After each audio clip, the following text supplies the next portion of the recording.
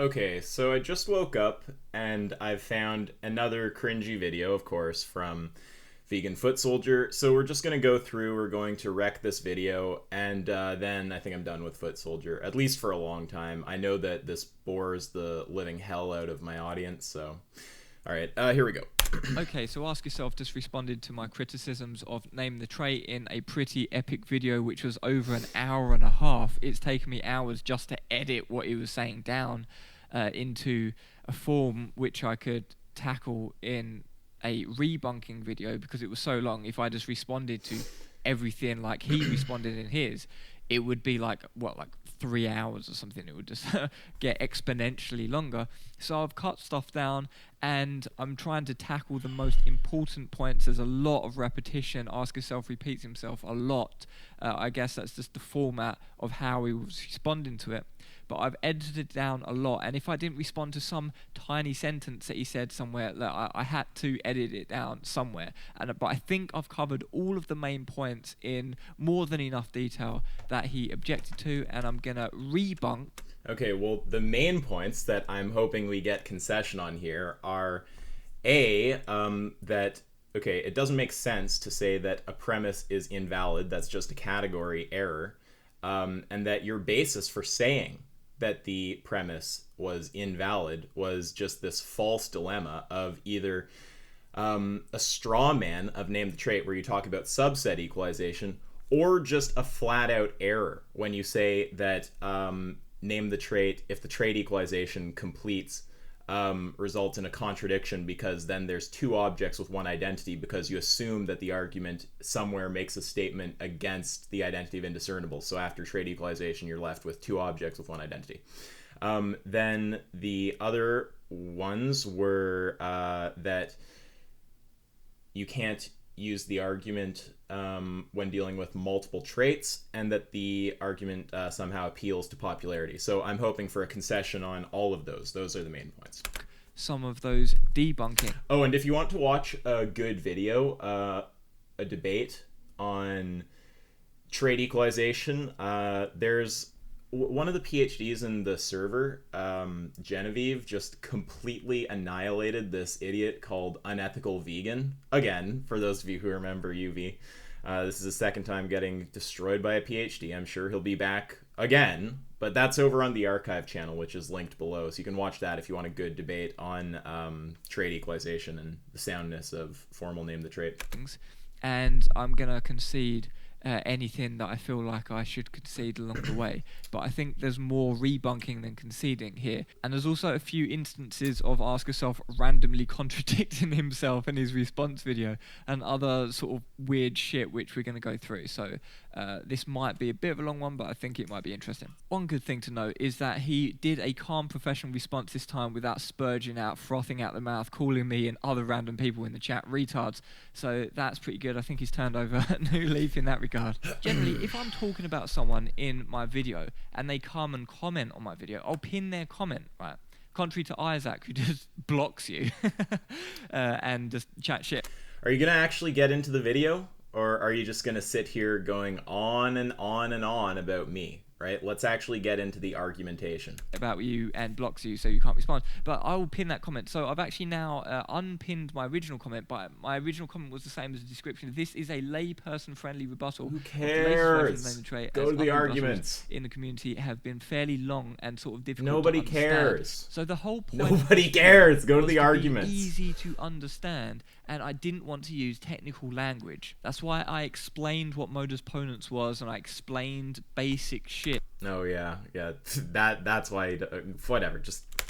And so when I use words like invalid, Ask Yourself responds and says, "You've just made a category error. You can't." Oh, this is hilarious. So okay, I'm gonna try not to fall into debating the petty things here with him, but so when you make a complete category error and you say that a premise is invalid and therefore the argument is unsound, that's just you making things simple for lay people by talking incorrectly. Nice save, Foot Soldier. And again, like, this is why I call Foot Soldier dishonest. He will just find some dishonest way to reframe everything he gets wrong ever. right? He says something stupid, something that's just wrong. It doesn't make sense to say that a premise can be valid or invalid. That applies to arguments, not premises. But the reason he said that is because somehow it makes things easier to understand for lay people. It's easier for lay people to understand if you misuse terms. Like, what are you talking about? Can't say that the premise is invalid. Well, good use of the principle of charity, Isaac, especially as I was trying to communicate this in common everyday language. Yeah. Well, first of all, I steel-manned your incoherent statement to that the premise is false, right, and still showed why you're wrong. But this is just such transparent bullshit. Does anybody believe this? Does anybody believe that the reason that Foot Soldier said that a premise is invalid is to use simple language? When he just says something that makes no sense, it's just him using simple language for lay people. I'm gonna use that get out of jail free card sometime. So I'm gonna ignore these trivial linguistic gripes and just get to the heart of actually what I'm trying to convey. Thank God. And trying to understand what you're rejecting to what I am conveying. Okay, so lots of well poisoning, right? I used to think it was good, then I saw the light. It's good against people who don't know philosophy. People get shoehorned into the argument. Just well poisoning. Let's see if Isaac does any well poisoning. Right. Oh, so now we have to sit here and go through every time I say something mean about Foot Soldier. Does that count as well poisoning? Okay. Well, look, I'm gonna let you guys differentiate. If you consider that, let's just grant it. Let's just say it's all well poisoning. I'll just debunk his points. It's like I want to start going through whatever example he's gonna show and teasing apart the difference. Like, hey, where's the volume? Right. So it's because people get shoehorned into the argument. Just well poisoning. Let's see if Isaac does any well poisoning. Right, so just keep in mind how dishonest Foot Soldier is, right? So it's because he's a dishonest person. Right, so this is me responding to your comment where you talk about Isaac doesn't like me because I disagreed with him. So this is me saying, no, it's not that I don't like you because you disagreed with me. There's plenty of people who I disagree with who I don't have a problem with. I talk to plenty of them all the time. You can see me talking to them on my channel. It's because I perceive you to be dishonest. So this is me responding to a point, but apparently this counts as well poisoning. So look, I'm not going to go through his list of examples and tease them apart and show the difference between insulting and well poisoning. We're just going to grant him that it's all well poisoning for the sake of time, and we're just still going to debunk his points. I perceive Foot Soldier to be a very dishonest person. Now, whether you agree that he's dishonest or not, and I think there's ample evidence for that, there are people who are dishonest and stupid. Foot Soldier. I mean, I think that most people can just tell that's dishonest. Let's bet. Will he be dishonest? Maybe he will make an honest move. Who knows? Foot Soldier's just incompetent, and it's the cringiest thing ever. Yeah, it's just kind of cringy. Completely noob level logic failing. So this is just a classic like Foot Soldier video. It's just wrong on like just so many levels, just over and over again. It might just be because I'm not stupid, but like, can someone just explain to me why people find Foot Soldier funny? It's a mystery to me. Like, I'm just thinking of like what kind of person would sit here and laugh at this.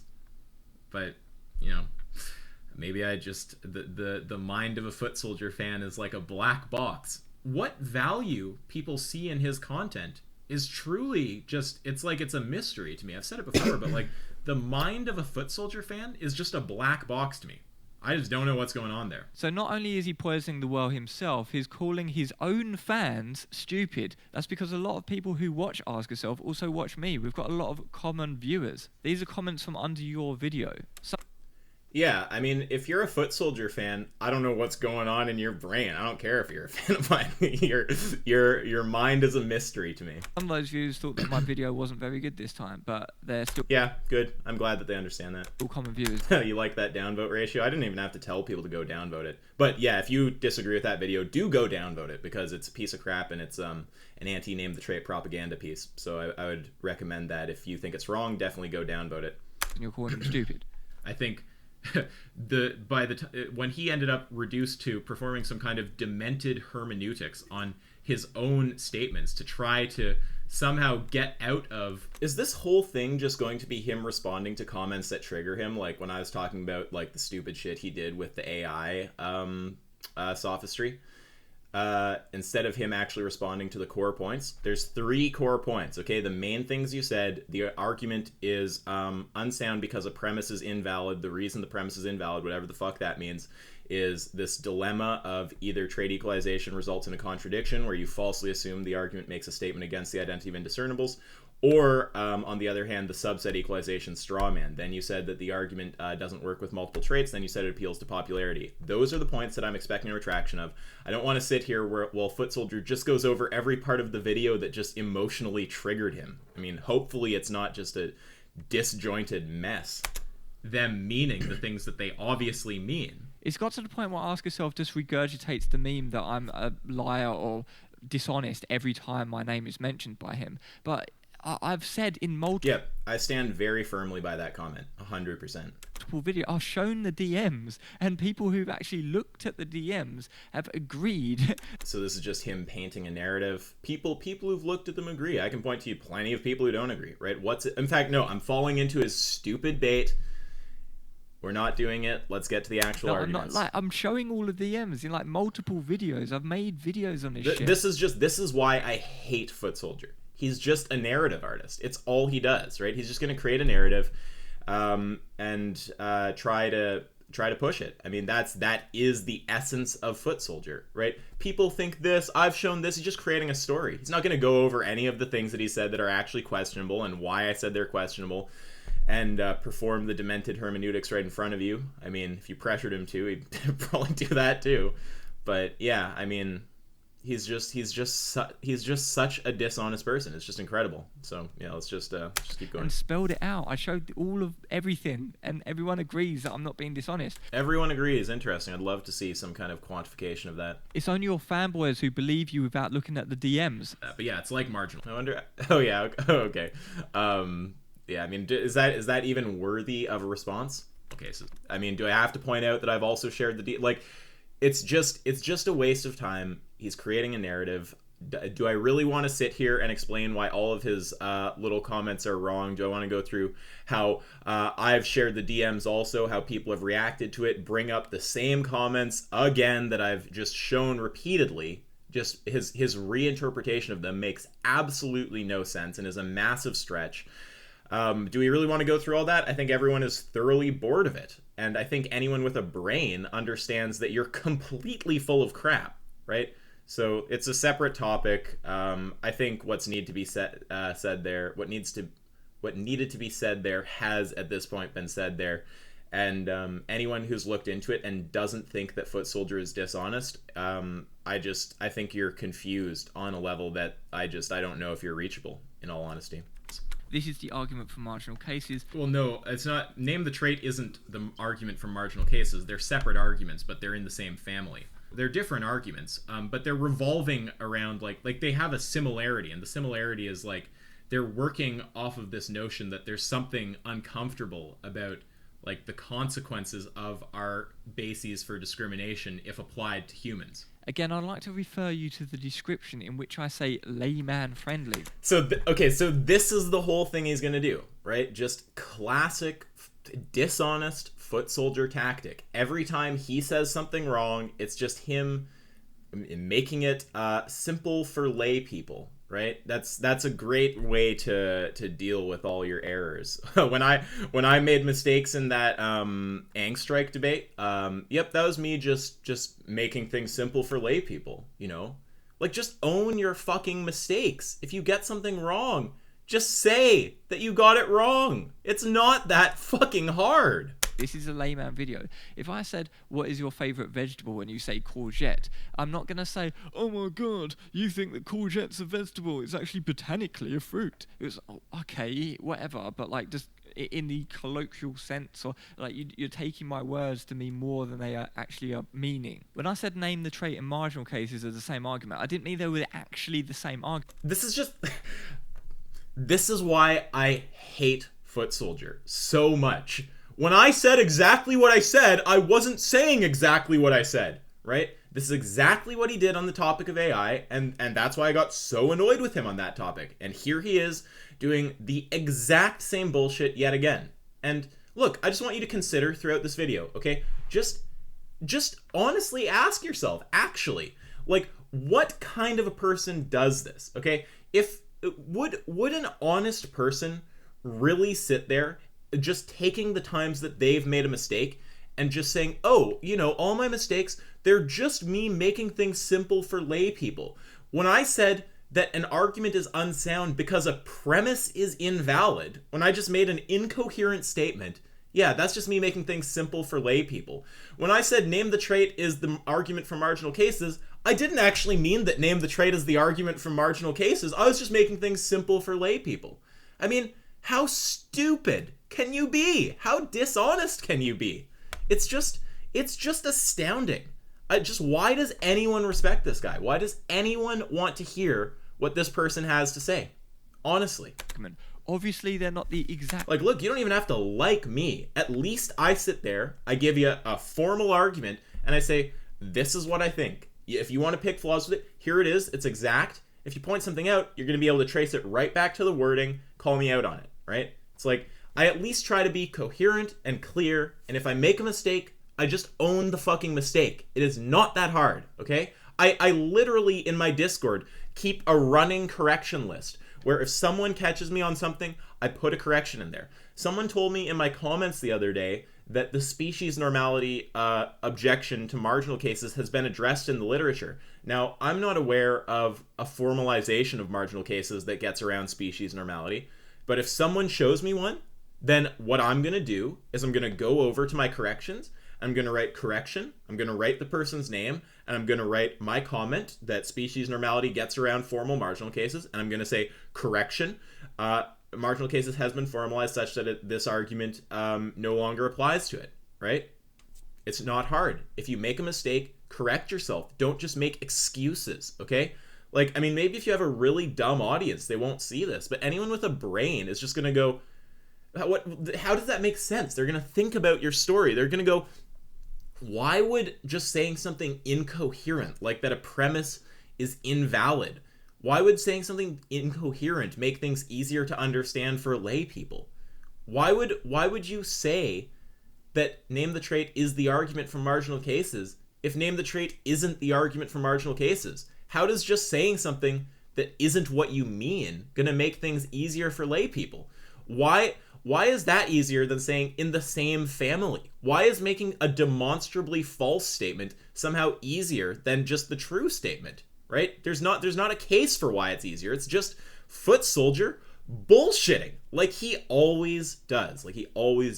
Fucking same argument, obviously, because they're different things. You can just read one. Yeah, now it's obvious. And read the other and be like, oh, this is a different argument. What I was getting at is fundamentally at the core, they're doing the same sort of shit. It's the same kind of argument, is what. Right, it's the same kind of argument. There's a family resemblance. It's not the same argument. I was saying, and you're agreeing that they are the same kind of argument. Obviously, they're not the same argument, full stop. If you're looking for a concession on that, well, I concede, but I didn't even mean that in the first place. Good. I'm glad you concede. It's obvious that they're different. I would say that they're in the same family. I think you can make a good family resemblance case, but it's certainly not the same argument, right? Yeah, obviously. And Isaac spends okay, so no, fuck it. Long ass time talking about this distinction, which isn't even necessary. Of course, they're different arguments. Because you emphasize it and you keep saying it's the same argument and it's not the same argument, right? And now you sit here, you get debunked on that point and you go, oh, I never meant exactly what I said. I meant what you're saying. You agree with me. Why do you even care? It's like, well, it sure wasn't obvious from your video. It seems like you're saying that it's the same argument, that I went and took marginal cases and made it into name the trait. It's like that's the message I get. That's the message I'm sure a ton of other people have gotten. Correcting that is completely reasonable.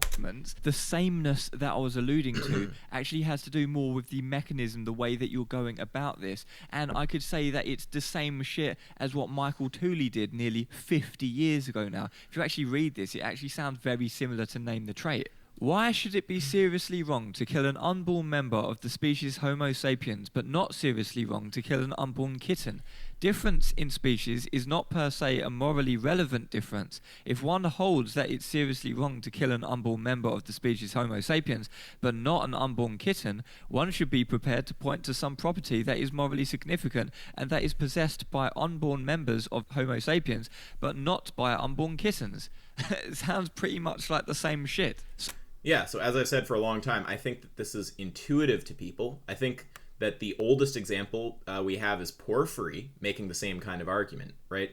Name the trait is a really like tight, rigorous formalization of what we're talking about here. It's in the same family, right? The point was simply that it's not the same argument. So when you make the statement that it is the same argument, you're wrong. And now you're backpedaling, which is totally fine.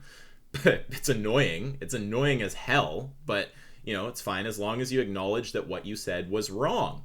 And you have, which is good. Hopefully you do that with the main points of the video, but I doubt it. I think that his ego will likely be too attached to those, and he'll probably try to hold to them, but we will see what he says. So whether you want to say it's the same family or the same type of argument or whatever the fuck you want to say, that's all I was alluding to. And by saying it's the same argument, right? Who cares? Let's just get to the friggin' actual part where you explain why your main criticisms make sense. You're nitpicking of this. Is there a way to speed this shit up? Like, I mean, Jesus Christ. Suggesting that I'm thinking that it's the exact same argument. It's just more uncharitable, unhelpful bullshit, which is No, it's me correcting your language, which was inadequate, inaccurate, confusing. derailing what I'm actually trying to convey. Like, here, let me go over to Discord. Name the trait, explain. You guys should all join the Discord. It's a good place to be. So yeah, Google Drive, and then let's just open the deduction tree. So like, important to note is that I'm banned from his Discord, and many people are banned from his Discord. So this magical Discord command to get the official latest name the trait version, I don't have that. And if you look at his links under his YouTube videos, most of his YouTube videos do not contain the link to this Google Drive. And if you look at his channel description, does not contain the link to his official argument. If you look at his links, does not contain the link to the official Google Drive argument. In fact, I was only able to find it on the philosophical vegan video. I don't know where else it is. So the only thing that I was going off is when someone sent me the version 5 of Name the Trait, which was this. They sent me this on Discord, and they were like, "Oh, have you seen this? It's version 5 of Name the Trait." I was like, okay, so you didn't do your due diligence and actually go and get the full document. You just looked at, what, just a screenshot? I mean, yeah, it's just proving my point. Just foot soldier doing absolutely no research, as per usual. Like when you say the argument doesn't deal with traits, instead of actually just reading through what the argument says, right? And now it's my fault because you didn't go and actually do the research to get the argument, right? Excellent. Amazing. "Oh, I haven't seen that yet." That's it, right? And it was like, yeah, that's it. This is the argument for version 5 of the Name of the Trait. Now, I don't know what the fuck happened to version 4, if that even exists, or they just randomly skipped the version. But the last version that I saw on Ask Yourself's channel was version 3, and it was attached to some sort of tree. And if you look down at the bottom, it doesn't explain what trait equalization is, what the process actually means. It doesn't explain that. But now I've found the link to the Google Drive folder, I was able to actually... So this is where basically, what's he doing here? He's saying, my errors were because you just didn't make it accessible enough. But now that I have it, I can actually say something that's not completely incoherent. It's like, is that what he's doing? Like, who knows? And yeah, I mean, if you're gonna go take the time to make a video, maybe you should do your due diligence. Yeah, that'd be a good idea. Look at the current full version 5, and at the bottom we can now see that it is indeed explained. I wasn't previously aware of this. Even if it wasn't, it doesn't mean that it's not a perfectly reasonable formalization, right? Having it included there, I agree it's a good thing to have it there. It makes it nice and clear. Now, I do have to say, my taking out, I used to just have a hypothetical syllogism that I used for kind of like defending the first premise, right? And one of the philosophy guys in the Discord, Venus, who's he's almost got his master's degree, he told me, like, look, straight up, this hypothetical syllogism is just needless. It is so obvious what's being said here. Just put a diagram. Like, you know, you don't even need it. There's no need for a formal argument there. And, you know, I thought he was right. I thought, you know, he persuaded me. So I removed it. And then, what do you know, yesterday we get this idiot unethical vegan. That's the moron, by the way, who when he came into the Discord and tried to argue that if an argument is unsound, it's invalid, and like JHC, the philosophy PhD, had to like take out like introductory logic textbooks and like read him the definition of soundness like over and over, and he started fighting the PhD. This guy came back again, got annihilated by another PhD. You can go watch that. It's on the archive channel, as I said before. And he actually started asking for a formal argument supporting premise one. So like, maybe I shouldn't have removed it, but you know, whatever. We've got this here now. It should be relatively clear. And even if it wasn't there, that doesn't somehow make your criticism that like, oh, trait equalization isn't explained, some kind of big attack or hit on the argument or something like this, right? It's like, yeah, it's good to have it there. I agree. People can understand what it means easier if there's a description there. But that doesn't mean that there's a problem with the formalization, right? You would just want to know what the words mean going in. Hadn't seen this when making the original video. So I do concede the point about that the trait equalization process was foreign to the argument without explanation. I can now see that in version 5 you have updated it to actually explain this within the quote-unquote argument. It's not within the argument. This is not part of an argument. This is just an explanation box. There's no argument being presented there. Although I find this tree thing, you could just write it down and point people to the argument. Having the argument in this sort of tree structure just seems a bit stupid. I mean, maybe Foot Soldier just doesn't understand how formal logic works, okay? If an argument is formalized, there's two things you can do to reject it, okay? They all come down to saying that the argument is unsound, but you could say it's unsound either because at least one premise is false or because the argument's form is invalid, right? So these little boxes down below show kind of the response to someone questioning one of the premises, right? You could just fucking write it down and just point people to the formalized, all-encompassing version of this shit, but just written down in text form. I don't know why. What is he talking about? It's just a stylistic thing. Feel free to have a fucking tree if you want a tree, but I do concede that point because I just wasn't operating with the full version 5. My constructive criticism would be to actually publicly make people more aware that there is some official folder where you can go and get these documentations, because I didn't even know about this folder. I just got sent the argument and I was like, okay. Excuses. Just excuses for lazy work, right? He's just being lazy. He goes and he sees this. It's like, it's possible that he was also really stupid, right? There's another interpretation here. Maybe he was just so dumb that he saw this and he thought, that's like a screenshot. That's a screenshot of a PDF, but there's no way that belongs to some kind of larger picture. I mean, that must be all there is to it, right? It's possible that he was just dumb like that. But if on the other hand, he's not a complete moron and he it's a leap. And he actually, didn't realize that this is part of, okay, so it's either he, it seems like most likely he either didn't realize this is part of some bigger image, which just seems hilarious. Like, I mean, what are you talking about? Or he did realize it's part of some bigger image, but just didn't do his due diligence and actually go and get that bigger image, right? It's like, either way, it doesn't look very good for you, but who cares? Let's just get to the actual criticism. Like, how far into this video are we right now? Like, then that's the argument. Isn't there a way to, like, display this? Like, where's the... There we go. 10 minutes in, still friggin' no idea. You can try and name the trait as much as you want, but there isn't a trait. That's the whole point of the argument. That I didn't know about this folder. I just got sent the argument, and I was like, okay, then that's the argument. You can try and name the trait as much as you want, but there isn't a trait. That's the whole point of the argument. No, that's not the point of the argument. And there can be a trait, right? Like, you can name anything as the trait as long as it's some property that is actually differential between humans and animals. You could name, like, being intelligent. You could name being human. To say that those things aren't the trait, I mean, it just doesn't make sense. What is or isn't the trait is going to be a frame relative kind of thing, right?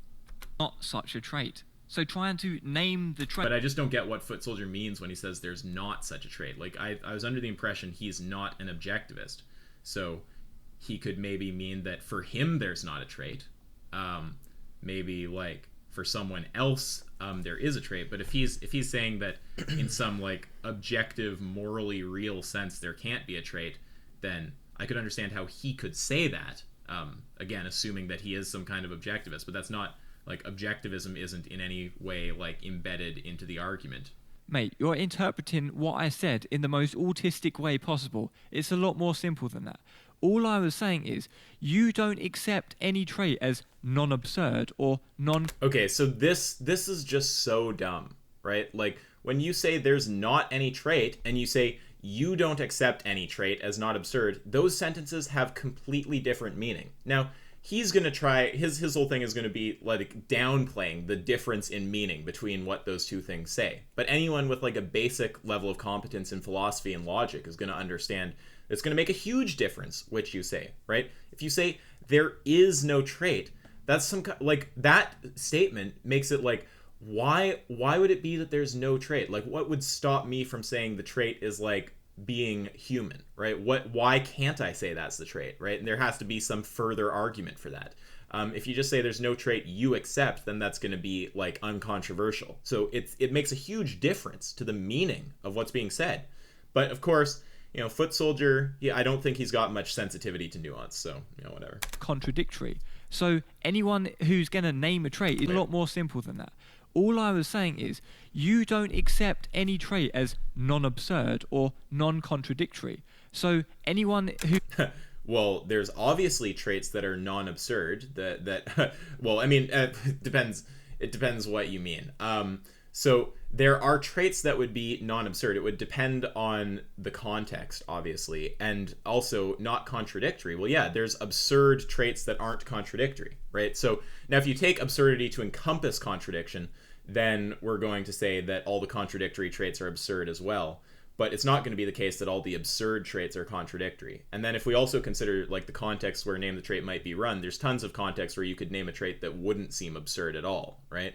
So if you're running name the trait between like I don't know, like a brain dead person and a normal human, you might name the trait like consciousness, right? Or like having like any kind of like subjective experience, and that would seem like a reasonable trait to a lot of people. So depends on the context, and then there's obviously there's contradictory traits that aren't absurd unless you define absurdity as encompassing contradiction, and there's absurd traits that aren't contradictory.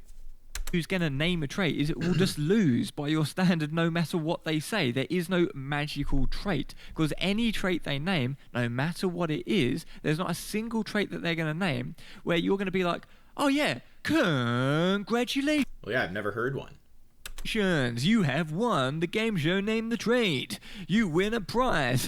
You're never going to say that. You're either going to say that they're absurd or contradictory. There's no one trait or combination of traits which you are going to... Right, so he's talking about what I will find absurd, right? Like, his original statement was that there is no trait. That is a strong statement. That requires further work. That has like connotations to it, right? If you say there is no trait, it makes it sound like someone would question that, right? Someone who knows philosophy is going to say, well, what do you mean there is no trait? Like, why can't I name the trait human? Why can't I name the trait DNA? What's the problem with that, right? Is objectivism like in here somewhere, ruling out certain traits?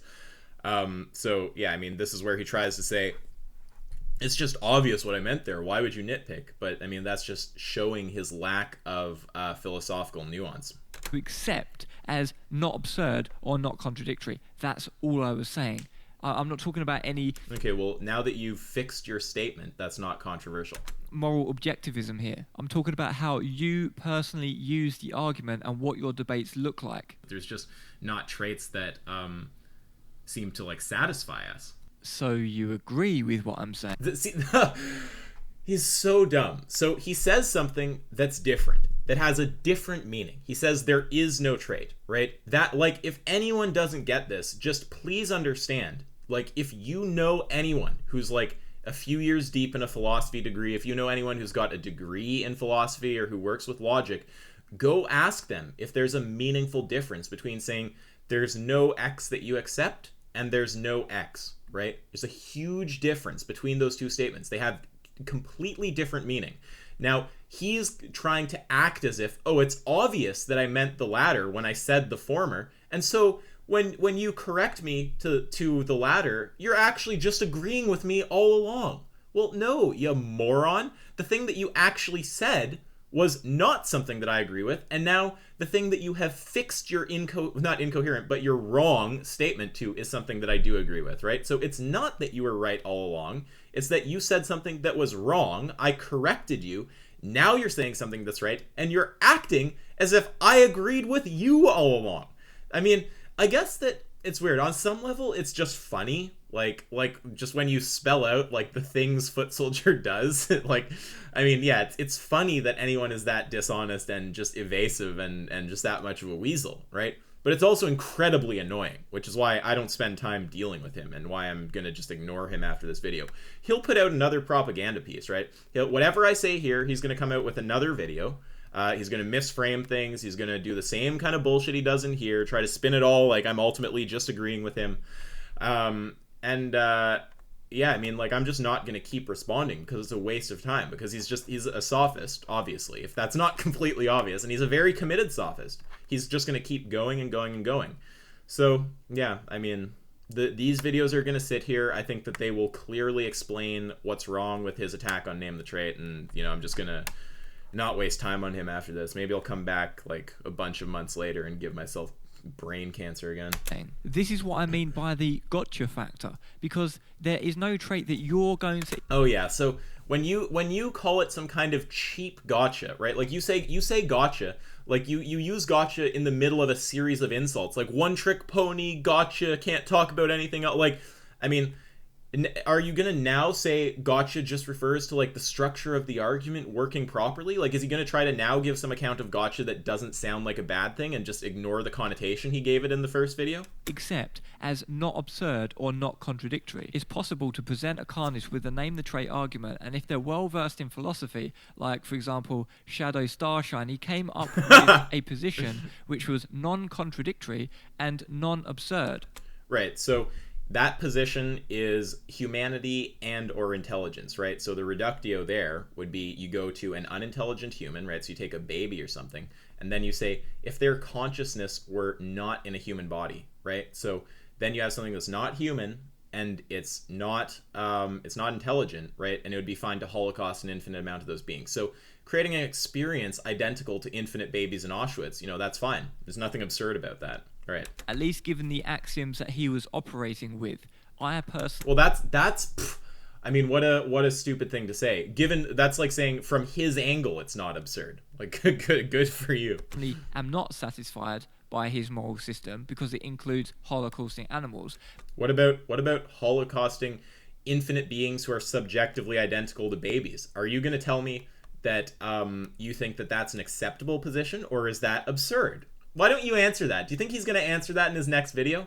Yeah, you let me know, right? You take, and again, he'll try to, I mean, I don't know. What will he do? Maybe he'll try to, like, misframe the reductio or something? Look, I'll say it one more time. The traits, human and or intelligent, okay? So start with a human who's not intelligent. Take a mentally disabled person, take a baby, whatever, right? Take someone who's got, like, brain damage, any unintelligent human, or human who's below the threshold of intelligence of the animals that we kill, right? Now, just say that their consciousness were just not in that human body, right? What you come out with is a shell morality position where you're saying it would be fine to holocaust infinite sentience subjectively identical to those beings. So tipping the well-being to suffering ratio in the universe up to infinite suffering versus finite well-being, that would be fine as long as we do it to these beings. And the actual consciousness of babies and the disabled, I mean, who really cares about that? It's just that they have a human shell. Like, holocausting infinite sentience that's subjectively identical to that, oh, that's not a problem, right? Are you going to tell me you don't find that absurd? I mean, if I'd love to get you on the record saying you don't find that absurd. And if, on the other hand, you do, then thank you for conceding the point. But I would agree that he presented a case that wasn't contradictory and wasn't outright absurd. Okay, so just to be totally clear, right? So Foot Soldier here is going on the record saying that he doesn't find it absurd to say that it would be morally acceptable to holocaust an infinite amount of beings who are subjectively identical to babies or mentally disabled people, and that it wouldn't be absurd to tip the well-being to suffering ratio in the universe up to infinite suffering and finite well-being. Just so you know, there's Foot Soldier on the record right there. But of course, he's going to say, oh no, that's not what I meant, and then backpedal off all of this without acknowledging the point that if he's backpedaling off it and saying it's absurd, he's conceding to me that there's a reductio on that very position, right? So what's he going to do? Is he going to, stick to his guns and then actually be committed to saying that that position is not absurd, right? Or is he going to concede the point to me and acknowledge that it is absurd, right? I'm very curious. Which would Foot Soldier hate more? Admitting that I'm right, or being on the record saying that it's not absurd to tip the well-being to suffering ratio in the universe up to infinite suffering versus finite well-being, and to Holocaust beings who are subjectively identical to mentally disabled people, brain damage victims, or infants, right? Didn't require holocausting mentally disabled people or any other random bollocks. That's exactly why I said it was a... Yeah, it's so stupid. The reductio, you go to those people, right? You go to someone who's like, he's just too dumb to get it. You go to the people who don't have the intelligence, right? At that point, they have one trait protecting them, right? Just the human trait. Then you say, okay, let's remove that. So it's the same sentience, it's just not in the shell, right? It's not in the baby or in the mentally disabled person.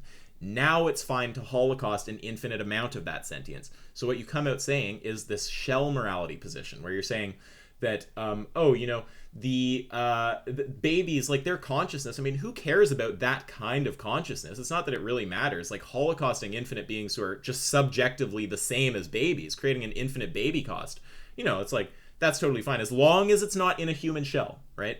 And also that tipping the well-being to suffering ratio in the universe up to infinite suffering would be okay, right? Because if you can just holocaust these beings, I mean, there you go. You can just, there's not a limit on it. You can just do it infinitely. So, yeah. Gotcha, if you don't know about philosophy. And if you do know about philosophy, it's an impotent argument. So when I say there's no one trait... An impotent argument. Well, I mean, this is just him making a statement. He's not actually showing why it's unsound or invalid. And I just would like it to be clear that he's either here going on the record and saying he doesn't find that position absurd. Holocausting infinite beings who are subjectively identical to babies or the disabled is completely fine. There's nothing absurd about that. And also that tipping the well-being to suffering ratio in the universe up to infinite suffering versus finite well-being is also fine. Now, if he's going on the record, he's either going on the record and saying that's not an absurd position, or he's in fact conceding that the position is absurd, in which case I don't know what he means when he says the argument is impotent. So which way do you want to go, Foot Soldier? Do you want to stick to the claim that that's not absurd, or do you want to grant the claim that it's absurd? I mean, either way, like, if you're going to go on record saying either something that your audience is going to just find completely insane, right? Or you're going to just have to admit that I'm right yet again, which I know triggers you.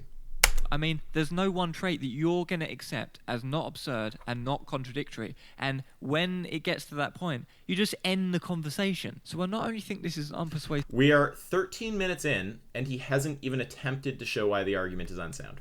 Argument, especially if your opponent knows anything about philosophy. But I also think that it's just... And that's just a stupid, like... What a dumb comment. I mean, the argument has been run on plenty of people who know far more about philosophy than idiots like you or, perspective philosophy or shadow starshine, on people who actually have a good grasp of philosophy. Just to take two obvious examples would be JHC and Genevieve, right? Like, both of these people are PhDs. Both of them are... brainy as fuck, and can completely see the purpose and value of the argument. So, if we're gonna try to pull the whole doesn't make sense to people with not a valuable argument to people who know philosophy card, I'm just gonna point to people who know philosophy more than any of you and say the opposite, right? And at minimum, that throws your statement into contention. And at most, it just completely delegitimates it.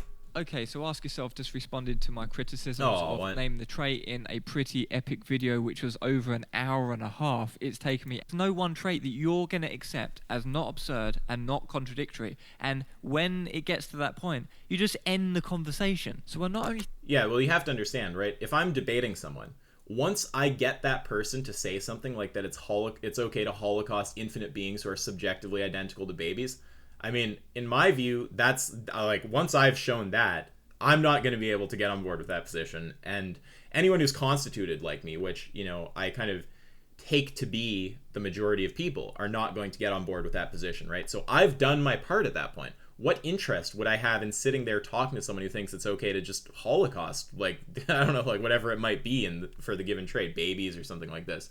That would just be, from my point of view, just an uninteresting thing to spend my time doing. So, yeah, I mean, that is where I would end the conversation. I think this is an unpersuasive argument, especially if your opponent knows anything about philosophy. But I also think that it's just funny when everyone just gets it fucking wrong all the time. Name the trait present in an animal that if not in the human... Wait. Name the trait in a human that if present in... No, that's not it either. Oh, fuck. I don't know if you've heard of the name the trait argument, but the basic premise is, can you name a trait that is present in humans that if it were in animals, that it would be more... This is just the worst response video ever. We're 14 minutes in, and he hasn't provided a defense of any of the major claims in the video, right? Like, he said the argument's unsound, and he gave a dilemma, false dilemma, right? Where are you going to address that, right? He said that the argument appeals to popularity and that it can't cope with multiple traits, right?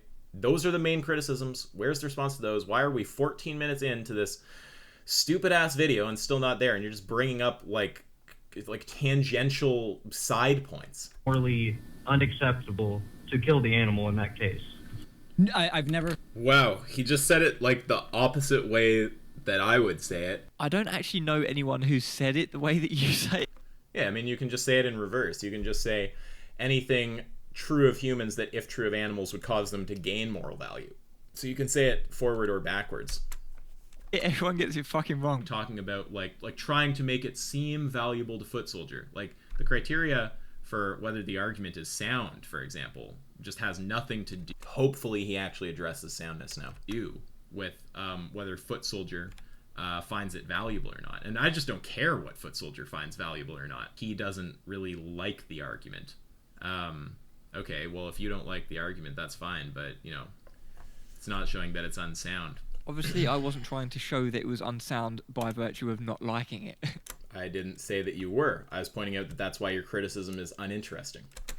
I don't like... Right, because I don't care if you like it or not. I care if it's sound or not. I like it, but that's not the reason why it's unsound. I then go on to explain why it's unsound. So, right, and your argument is to provide a false dilemma on what trait equalization means, where one side is subset equalization, which is just a straw man, and the other falsely assumes that the argument embeds a claim against the identity of indiscernible, so after trait equalization you have two objects with one identity. It's very easily debunked. Anyone with a brain is following me, foot soldier, so good luck getting around that one. No, the argument isn't just saying that the bell curves overlap, or that there's some, like, overlap between margin... Let me guess. Now he's gonna say... Well, no, I wasn't saying that that's just what the argument says, even though I literally said that's just what the argument says. Do you think that's going to be his response? Humans and the animals that we kill, right?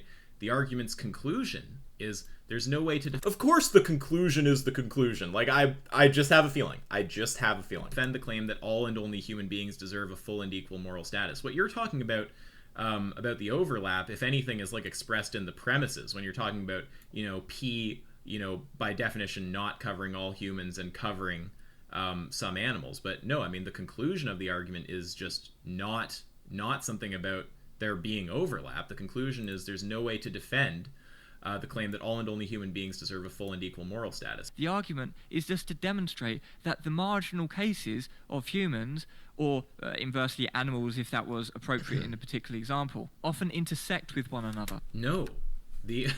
The point of the argument is to show that there is no way to defend the claim that all and only human beings deserve a full and equal moral status. What are you talking about? That's all the argument is saying. No. And it should be deployed... What the argument is saying well, I mean, its ultimate conclusion is just its conclusion. What it's saying is just its premises and its conclusion. I think ask yourself is just being unreasonable here. So let's.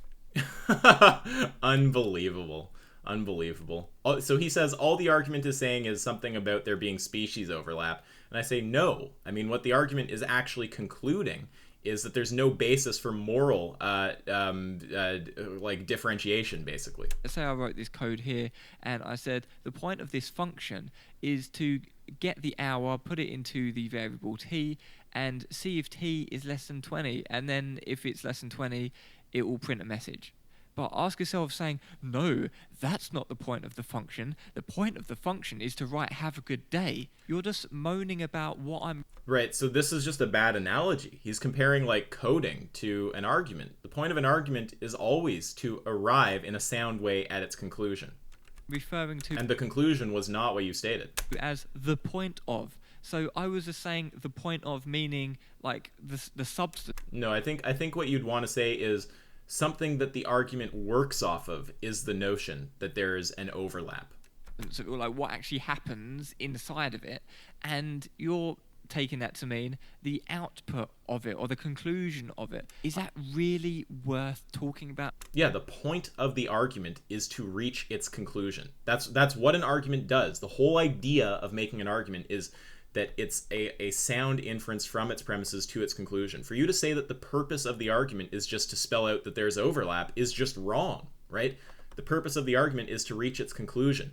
And the conclusion is that basically that we should be giving moral value to animals. We don't have a good basis not to. I'm bringing up as a legitimate point of objection. Like, come on, man. Like, you could see that I was just saying this is basically what happens in the argument. I just want him to get to the actual main criticisms. I wasn't saying this is definitely, specifically, explicitly the conclusion of the argument is this, and I'm reading.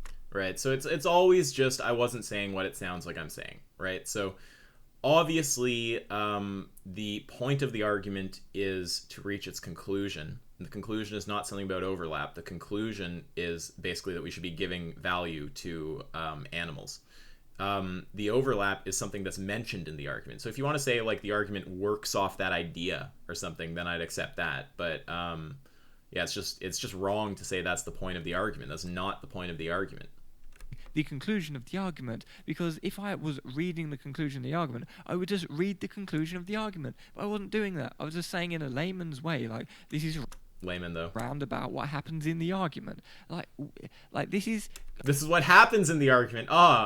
Now see how he always changes words and then says something that makes sense from something that didn't, right? Now it's just a thing that happens in the argument. I thought it was the point of the argument, Foot Soldier. A common... Of course, he thinks that's nitpicking because he's philosophically and logically illiterate. Theme in the response that he did is just like pulling apart what I'm... Yep, yeah, I'm going to be technical and precise.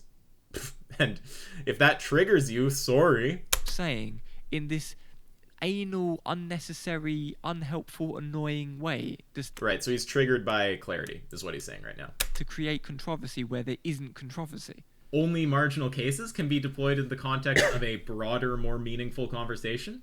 You could use name the trait in a broader conversation also. So that wouldn't be a criticism of name the trait. That would just be a criticism of a certain use of name the trait. Indeed, and this certain use of name the trait is what I'm talking about. That's the thing that annoys me, and that's the thing that you do. Okay, but not only that, that's the thing that you recommend and So to be clear, are you going to say you have no problem with the argument? It's just a use of the argument, right? Because what I'm not interested in is just a criticism of some use of the argument. I'm interested if you can actually show an error with the argument. Train your devotees to do as well. Okay, so a gotcha, name the trait doesn't have to be used as a gotcha. So gotcha-ness and use of name the trait are orthogonal. Right? One-trick pony. Well, no, the person who deploys name the trait doesn't have to be a one-trick pony, so one-trick poniness and use of name the trait are orthogonal. Oh, the only thing we can talk about. Well, no, someone may or may not be willing to talk to you about other things and may be using name the trait. So willingness to talk about other things and use of name the trait are orthogonal. So those three poor criticisms right there. everything else is irrelevant, like Ask Yourself likes to do in his debates. Well, I mean, yeah, does he somehow deny that point? Those 3 points? I mean, they all hold, right? Gotchaness, one-trick poniness, and what was the other one? I forget. It was something about like just talking about that in discussion. They are all orthogonal to using name the trait, right? You can use name the trait without any of those things being the case. So it wouldn't be a meaningful criticism of name the trait. And I'm not interested in some criticism of just a specific usage. I want you to show a problem with the argument. Is like the question that I'm interested in. The fact that I focus on name the trait in the conversation, it's like, of course I'm going to focus on the argument that I think is the strongest. So you admit you use name the trait in the exact way which I was criticizing. Of course I'm not yeah, but that wouldn't be a criticism of name the trait. And I don't know about the way that you're criticizing. Gotcha, one trick point, like those are very those are like loaded words, right? All I'm saying is this is the core of what the argument is about for me. So this is the argument that I seek to have with people, right? Like if I were a Christian and I had a specific argument that I thought was the strongest, I would have my theism debates centered around that argument. There's absolutely nothing wrong with that, right? And I don't care, Foot Soldier. I don't fucking care what you like or not, okay? Like, this is just such an annoying response video to watch because it's so loaded with just him making comments about what he likes and doesn't like. Why would you think that? Why would I care what you like or don't like?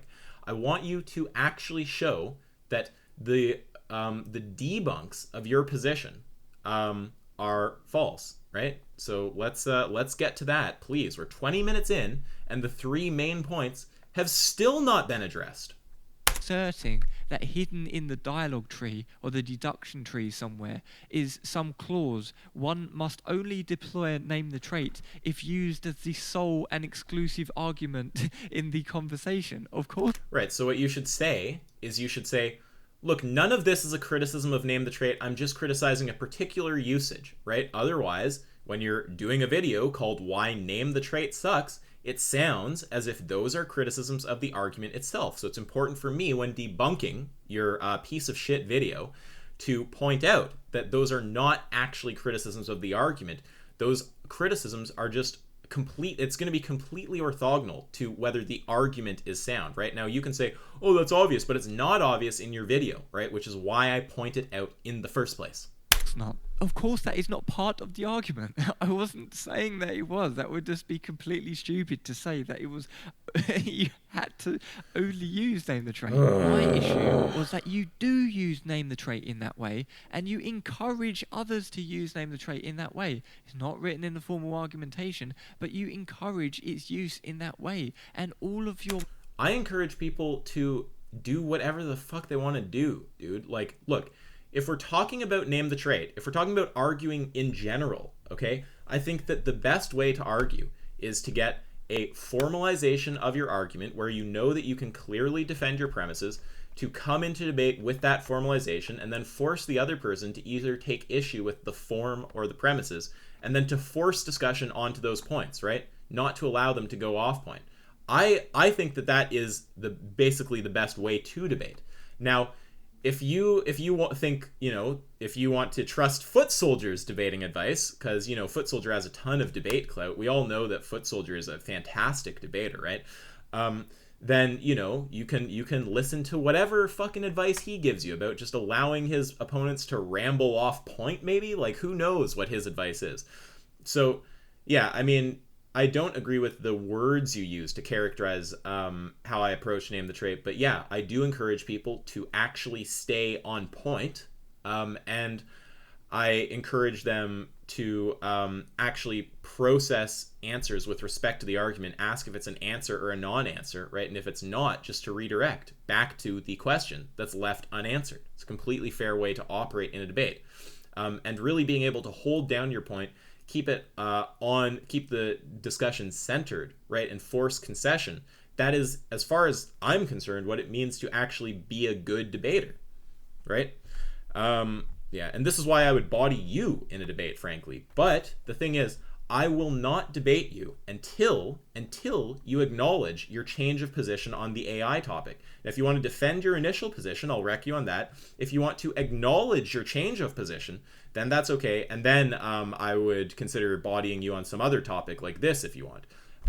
But no, I mean, it's the same kind of thing with prospective sophistry, right? Like when someone is sufficiently dishonest, I just won't debate them until I get a retraction of the dishonesty, right? So probably not going to debate Foot Soldier anytime soon, although I'm sure you guys would like to see me wreck him and him get all triggered by me telling him that something he's saying isn't an answer and forcing him to actually engage with what's being said. Minions use it in that way. So this is just like him drawing an analogy between me and Darth, but he's not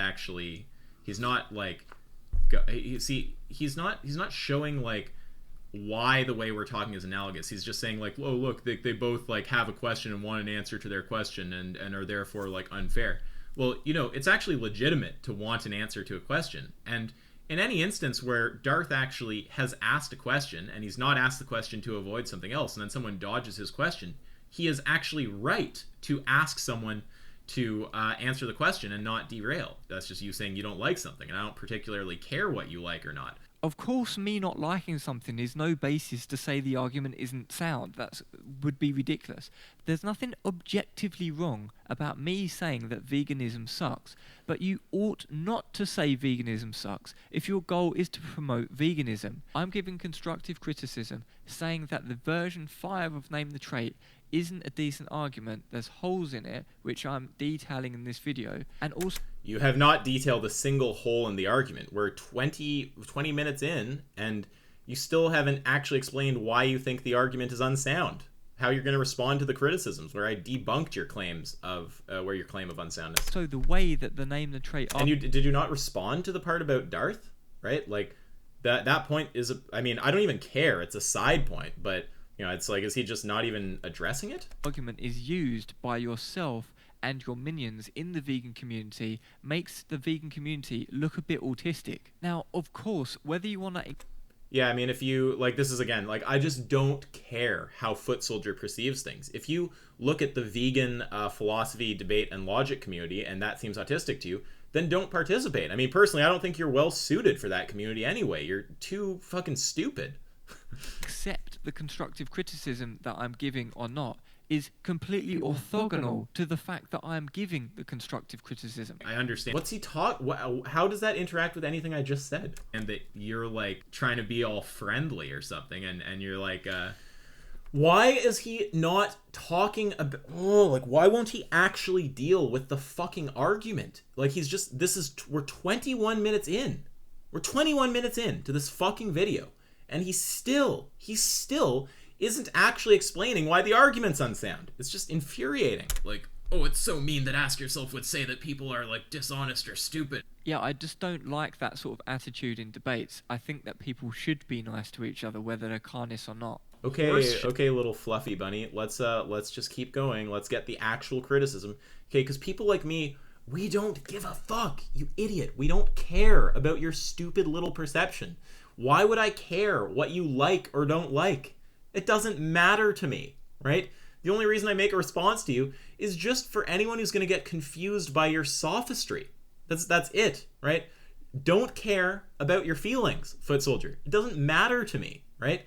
I just want to see you actually explain what's wrong with the argument. We're 21 minutes in. I haven't seen you criticize the argument. I haven't seen you show why it's unsound. So why don't you actually get to the fucking point? It is, to me, not a meaningful criticism of an argument. This is why I need to not talk to stupid people. Like, I know I've said this before, but I just get so mad. It just infuriates me.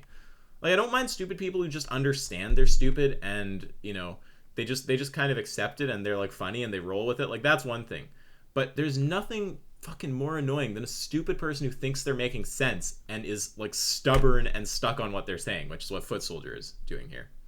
Take that to mean that he thinks the argument is... Like, honestly, why would you not just start this video and go, okay, so Ask Yourself attempted to debunk my first criticism by saying that I created a false dilemma and said on one side of the dilemma this thing, on the other side I said that thing.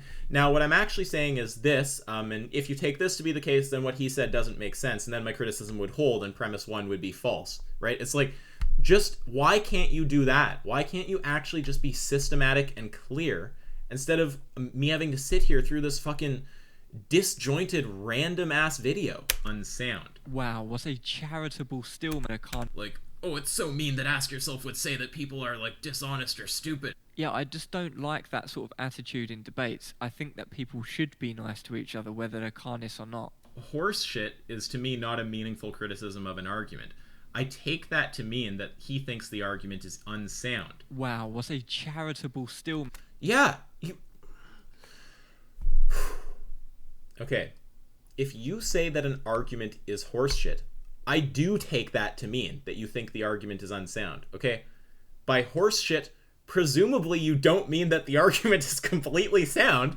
I mean, if that's what you mean by horseshit, that's some foot soldier level hermeneutics, once again. Man there. Now, if the argument is unsound, he should be able to show either that the argument is deductively invalid and or that it contains at least one false premise. So as I already talked about at the start, I was going off the version 3 here. I didn't have the version 5 tree or argument tree when I made the previous video. So I've conceded this point already, but let's just have a look anyway. Well, I mean, it's assumed that conceded what point? Someone's going to know what trait equalization is when the argument is deployed. The point of the formalization isn't to, like, you know, explain trait equalization. I feel like this trait equalization concept is just so important to the argument of Name the Trait version 5 that if no one knew what it was, then it would have to be included in the argument. Seeing... Oh, he's so stupid. He's just so fucking dumb.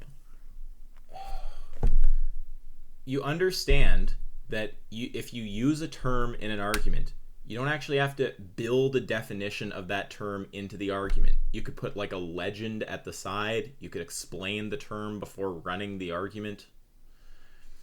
It's just so dumb. So dumb. As you have now briefly at least explained what it is in your argument tree overview thing, I think it's not complicated. It's such a basic idea. Take all the propositions true about two beings, right? Then just equalize them. Fuck is confusing that about probably that? Suffices. But again, the criticism was based off the version 3, which lacked that. Although ironically, I've actually put a little box here just to describe what trait equalization is on the argument. Yeah, so now this is fresh for version 5, assuming it wasn't there in version 4, which I never saw. I wasn't aware of the version 4. I just thought it was version 3, and now it's version 5. I didn't see version 4. But anyway, I think that is great that it now explains as part of the document, the official document or deduction tree or whatever the fuck that is, that actually explains this concept because it's such an important concept. So that criticism that I had has been addressed in version 5, which is, I guess, good, although I think the argument sort of still sucks. So I can understand still sucks, but where's the explanation of why it's unsound, right? I take sucks to mean that it's unsound. Are you going to show how it's unsound? And wanting clarity on trait equalization, but the formalization, like, I mean, the original goal was literally just to put the argument into a deductive form, right? Like, I agree it's good to explain terms in the argument, but you could formalize an argument without also laying out what all the terms mean. That's like a separate task than just formalizing it. Yeah, it's not. It wouldn't even if I do give an explanation for it, I'm not going to explain it in the argument, right? The argument's just going to be the argument, and then any terms that need defining, you would just, like, you know, you'd have like a legend or something. I have to say, like, although it's always, of course, good to have explanations of any terms in your argument. I do think it's pretty obvious what trait equalization means. I mean, it's equalizing the traits, but yeah, I mean, sure, it's good to define out the terms in your argument. Yeah, sure, you might have some vague idea of what that's hinting at, equalizing the traits, but that's not the point here. What I'm saying... It takes a second to explain. Take all the propositions true of two beings, equalize them, one by one. What is hard about that? Is that it breaches the law of identity. And okay, here we go. Doesn't work as a concept. Right. So if you were to formally explain that, then you're making this concept a bit more ironclad. If you were to make it more ironclad, I don't think it's ironclad. I think it's faulty, which is why I don't care what you think. I don't care. What's the fucking argument? What's the actual argument that there's a problem, right? Like, what the fuck are you talking about? But that's not the point here. What Sure, it's is that it breaches the law of identity. Explain that. I've told you why that's false, right? Your claim that the argument breaches the law of identity was based on the fact that after trait equalization, you have two objects with one identity. That falsely assumes that the argument makes a statement against the identity of indiscernibles. It does not. It makes no statement about the identity of indiscernibles. It's completely compatible with the argument to conceptualize there being one entity after trait equalization. So please actually show that the law of identity is violated anywhere, okay? And doesn't work as a concept. So if you were to formally explain that, then you're making this concept a bit more ironclad. If you were to make it more ironclad, I don't think it's ironclad. I think it's faulty, which is why I've got this objection with it. And I think the whole argument, version 5 argument, falls apart because of it. Okay, so he's going to attempt to show that this argument is unsound, right? If the argument falls apart, I take that to mean that it's unsound. So where is the fucking argument that this is unsound? The argument isn't sound because premise 1 is invalid. So there's a category error, right? It's not the case that a premise is something that's capable of being deductively valid or invalid. An argument is capable of being deductively valid or invalid, right? So saying that one of the premises isn't valid, I don't even know what you think you're saying when you say that. That's just not a coherent statement. Again, that's just an uncharitable nitpicking of the words that I'm using. It's important, foot soldier, okay? If you say the argument is unsound because a premise is invalid, it's just incoherent. What the fuck do you think you're saying, right? I want you to commit to some kind of clear statement. Again, the video you're responding to explicitly... Layperson, though. So you're saying something that doesn't make sense, right? It somehow helps lay people to say something that's incoherent. What are you talking about? It was for lay people. So obviously, I'm not going to say that the first premise is non-cognitive. I'm going to say it's invalid. He is so stupid. That would also... Oh my god. Oh my god. Saying it's non-cognitive... Look, the thing that's relevant to whether the argument is sound, with respect to the premises, not counting whether it's valid or not, is if the premises are true or false, okay? That's what you want to talk about. You don't want to talk about if the premise is non-cognitive or if the premise is invalid. Those are just what are you talking about? Calling it invalid is an incoherent thing to say. Calling it non-cognitive, I mean, I take it to mean that like if you say something is non-cognitive, it's not expressing a proposition, right? So I take that to mean that like the premise isn't actually like what, it's not actually making like a propositional statement or something, whereas like it's clearly, it's got proposition P implies proposition Q, right? So I don't understand what it would mean to say that it's non-cognitive. Those are beliefs that I hold, right? Those premises are propositions which I believe. I believe that implication, right? So it's not non-cognitive. Beliefs are cognitive mental states. So saying it's non-cognitive, it's like, did he just think that he could sound clever by just saying some random, like, big word beside the premise? Look, foot soldier, if it's unsound, either it's deductively invalid, that refers to its structure, okay, or at least one of the premises is false, right? Just talk about falsehood. Because if I say non-cognitive, no one's understanding what I'm talking about. Yeah, I don't understand what you're talking about, okay? Look, non-cognitivism in ethics, okay? If I say, it's moral to... it's not moral to kill babies, right? A non-cognitivist is going to say that proposition there, it's not really expressing a proposition, it's expressing some kind of non-cognitive mental state. Now, what I'm expressing in that argument, those are clear propositions. I don't know why you would ever use the word non-cognitive in this context, right? So if you think, what did I say? Let me remember the exact phrasing. If your view affirms that a given human is trait equalizable to a given animal while retaining moral value, right? So take that proposition. Your view affirms that a given human is trait equalizable to a given animal while retaining moral value. That's a clear proposition, okay? That's not me expressing a non-cognitive mental state. That's a statement about affairs out there in the world, okay? It's not, why would you think non-cognitive? Then your view can only deny the given animal has moral value on pain of contradiction, right? That's also, what do you mean non-cognitive? Like, that's not expressing a non-cognitive mental state. That's expressing a propositional belief. So I don't even know what you think you're saying when you say that. Like, when someone uses non-cognitive in ethics, what they mean is, like, if you make a moral statement, that you're not actually expressing a propositional belief. You're expressing, like, some kind of non-cognitive mental state, like some, like, emotional state or something like this, right? So I don't know what you would mean if you say the first premise is non-cognitive. Like, what are you talking about? A premise can not only be true or false, it can also be incoherent. So you don't make any claim on whether it's true or false because you reject it as incoherent. So let's take name the trait version. Okay, let's think about that for a second. If it's incoherent, does that mean that it's not false? Let me think about that for a second. If it's incoherent, then I guess, yeah, you would just reject it and say that I just don't understand what it's saying, so I don't accept it. You could say it doesn't.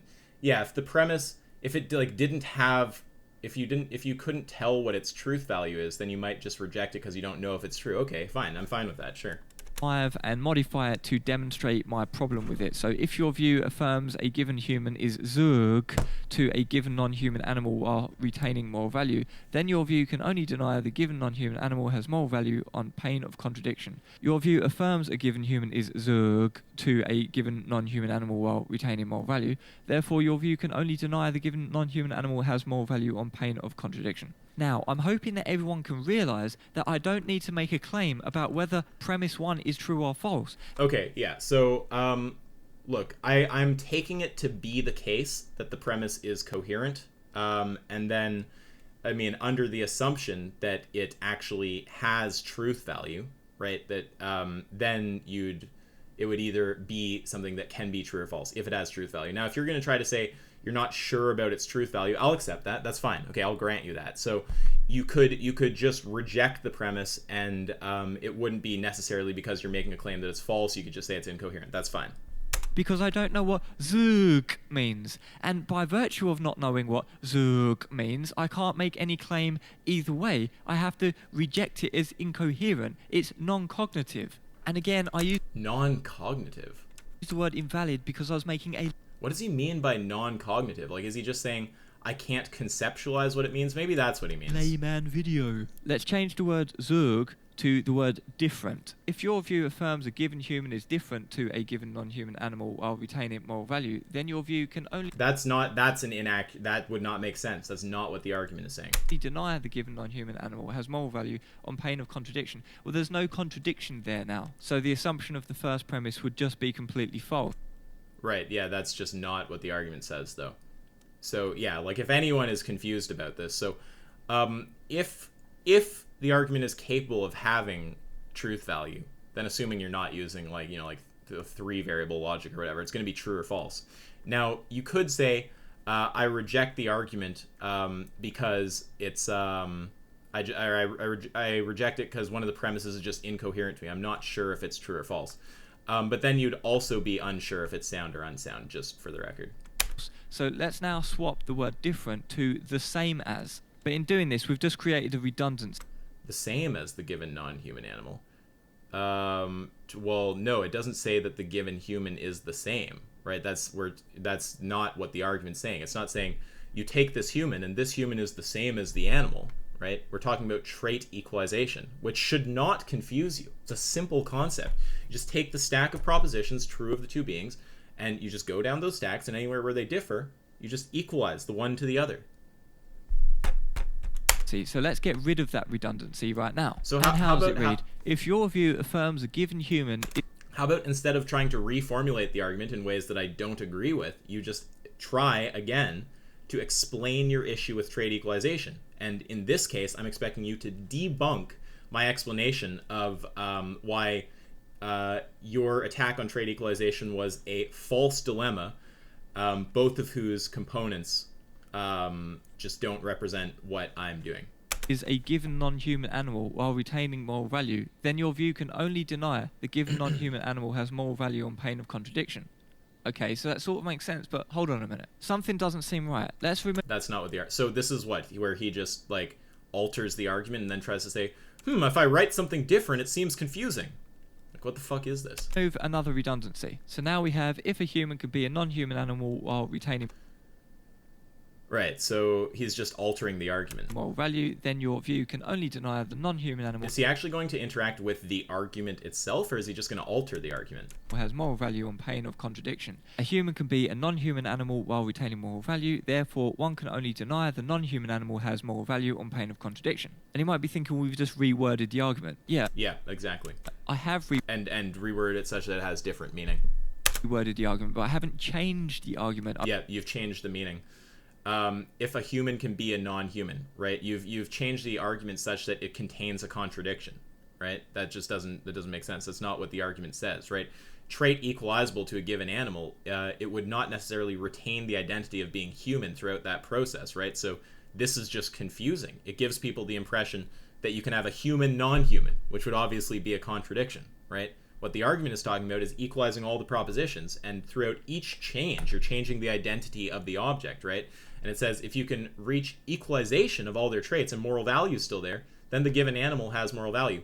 Look, you know what? I really do recommend, like, Foot Soldier, go over to my archive channel and watch Genevieve just annihilate Unethical Vegan on this exact topic, okay? He gives a very, very clear explanation of how this works. Maybe you can wrap your head around it, right? So this is a rewording that creates a contradiction in the argument by falsely assuming that the being retains the property of being human throughout the trait equalization process. In fact, it just gets rid of the trait equalization process and just says if X can be not X, right? Which is obviously not what the argument says. So this is just a rewording that renders the argument incoherent. I've just removed redundancies. No, you haven't. You've removed a vital concept that the whole argument works around. Which aren't really necessary to be in there. Like, we don't really... Not really necessary. Yeah, you know, the whole thing the argument's running off, you know, who needs that? If we just replace the whole concept that the argument's running off with a contradiction, yeah, like, I mean, I think that makes sense. Like, you know, this whole trait equalization thing, let's just take that out and let's just say if X can be not X. Yeah, that seems accurate. That seems reasonable. Like, just... You would just have to be, like, so confused or dishonest. Like, what is going on in this person's mind? Really need to know about someone's opinion. We don't really need to know about given things or given that. We can just... Yes, you do. Yes, you do. You need to know what's being talked about. If you're going to make it formal, it's important. You want to know what's being referred to, right? You don't want someone to be able to alternate around between humans or something like this. You want them to focus in on the one being talked about. Put it down, boil it down into its core substance of what it's actually getting at. And now we've done that, we can see that premises 1 and 2 can... Like, I don't want people to falsely think we're talking about categories of, like... Because you could run categories in the argument, but I just want it to be specific, right? Which is why we use the word given in there. Contain contradictions. So, if a human can be a non-human animal... So, like, if you just say, if a human, right? Someone might say, well, I think some humans have value, and I think some humans don't, right? So if you say a given human, then it's just more obvious that you want to start from a human who they actually affirm has value, right? It's just to make the argument more clear, but I understand that on your end, clarity is like confusion or something. Human can't be non-human. That's saying if A can... Right, so does he think this is a clever criticism? To just remove trait equalization and replace it with just a blatant contradiction? Like, what are you talking about? Be not A at the same time as being A. So this is why the trait equalization process is so important to the argument. Without knowing what this trait equalization process is, the argument turns into a contradiction. What the hell does he think he's saying? Without knowing what the trait equalization process is. Yeah, if you remove words from the argument and change it into if a human can be a non-human, then you're going to get a contradiction. No shit, right?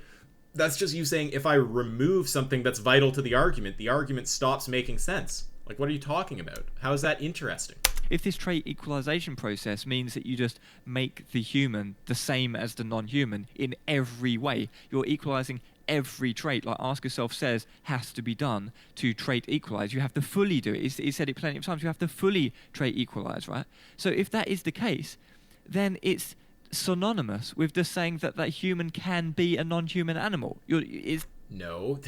Again, like, just notice how he just messes up his language, right? He just makes these bad assumptions. He's assuming that the object retains the identity of being a human throughout the trait equalization process, so that when you reach the end, you have a human non-human, right? That's just wrong. It's nowhere stated in the argument that the object retains its identity, right? If you modify enough of its traits, it's going to turn into something non-human. Think of all the reductios involving non-human entities, right? This should be so obvious. It's a contradiction in the premises. No, it's if you falsely assume, right? If you falsely assume that the being remains human after you take away the property of being human, then it's a contradiction. But the argument nowhere states that after trait equalization, the thing retains, or throughout the process, that it retains the same identity, right? So again, he's just making a wrong assumption, and then he's reaching some weird conclusion based on the wrong assumption. Just classic foot soldier. And like, I feel like I need to say it like 5 times because he's somehow going to manage to misinterpret that, right? I don't know how to be any more clear. You're assuming that the given human remains a human as you equalize all the traits, right? Its identity is going to change as you change traits. So you don't hit the end of the trait equalization process and have a human non-human. That's just wrong. And again, for the like manyth time, it's based on the false assumption that the object retains its identity throughout the equalization process. Literally identical. Well, then we have the same object. Object 1. If you accept the identity of indiscernibles, which is why I no longer describe this argument by saying that once you've equalized all the traits, they're the same object, right? You just don't even have to make that claim in the argument. So name the trait doesn't make a statement about whether once all the traits are equalized, the objects are identical or not, right? You could run the argument on someone who accepts or rejects the identity of indiscernibles. All the argument runs off is that once you've equalized all the traits, you've equalized all the traits, and so then they can't differ with respect to some trait like moral value. Is the same as object 2, because if you equalized every single trait about it, right, everything, then it would be the same object. So let's look at... If you accept the identity of indiscernibles, which the argument doesn't make a statement about. I actually think the identity of indiscernibles is true. Wow, he's so stupid. So he thinks that me making a statement about my view on the identity of indiscernibles says something about what the argument says, right? It's astounding, right? The argument doesn't make a claim. So you can run this argument on someone who thinks that once all the traits are equalized, there's 2 objects or 1 object, right? You're still just going to be able to... the argument's going to be... it's going to make sense to either of them, even though they would look at each other's interpretation and say that doesn't make sense, right? And I agree that the interpretation where you try to say that one object has, or one identity is 2 objects or something, like that seems weird, right? But it's not embedded in the argument, right? The argument just doesn't make a claim about it. You don't want to conflate me making a claim about it when I state my position, right? If I say, I personally think the identity of indiscernibles is true, it seems like it's true to me. I don't know what it would mean to say 2 things are equalized with respect to all their traits or properties or whatever we want to talk about, but are somehow have different identities. It doesn't make sense to me, right? You don't want to conflate me saying that, which is a statement about my view, with what the argument says. The argument makes no statement about whether you have 2 objects or 1 object or a trillion objects when the trait equalization process completes. All it says is that the traits are equalized. The identity of indiscernibles, which the argument doesn't make a statement about. I don't think that it makes much sense to say that they wouldn't be the same object if they have been rendered identical. Right, so this, I think Foot Soldier thinks this is like a contradiction or something. Like, he seems to not be differentiating between what the argument says and what my view says, right? So, like, I hold a range of views, right? I agree with the identity of indiscernibles. I'm a moral subjectivist. But when you're constructing an argument, it can be beneficial to create an argument that hinges on as few of your personal beliefs as possible, right? So I'd rather have the argument run on people who accept the identity of indiscernibles or don't, right? Which you can do by just avoiding making a statement about how many objects are there at the end of the trait equalization process. I'd rather have an argument that I can run on a subjectivist or an objectivist, which I can do if I just make sure that the argument doesn't embed any claim that either objectivism or subjectivism is true, right? So I don't know what kind of gotcha you think you're getting here. Yeah, it's my view that the identity of indiscernibles is true. It is not stated in the argument, so the argument doesn't rely on that, right? It's my view that moral subjectivism is true. The argument doesn't rely on that. The argument doesn't say anything of the sort, right? So please differentiate between what the argument says and what I say in all their traits. You can run this argument on someone who accepts or rejects the identity of indiscernibles. You're just showing the trait equalization process on screen here. This isn't actually like, there's not some kind of like, you know, like metaphysical claim or something about objecthood of like... But that is important, because if this process of trait equalization is metaphysically just contradictory, or it doesn't make any sense on a metaphysical level, then even if it is just a hypothetical, if it's metaphysically contradictory in some way, then it's bullshit. Yeah, but what is... One second. What is the contradiction, right? Like, you seem to still be doing the same thing. Like, are you suggesting that the argument makes a claim that after trait equalization you have two objects?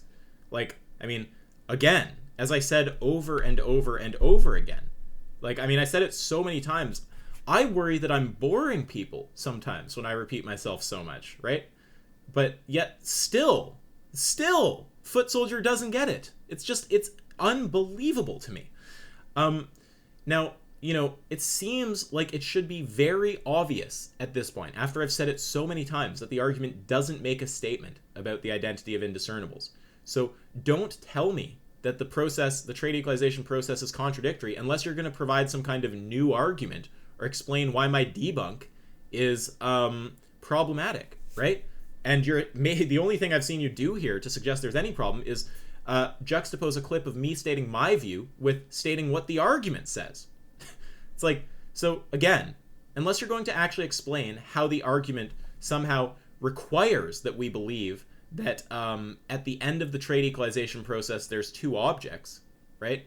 Then it's just any criticism that's predicated on the assumption that the argument says that is just going to be a false criticism, right? The argument just doesn't say that. So, I mean, I just wonder when I'm talking to people this dumb, like, how clear do I need to be? Like, I can just try to go, like, step by step. Like, look, just here, we'll go really slow, okay?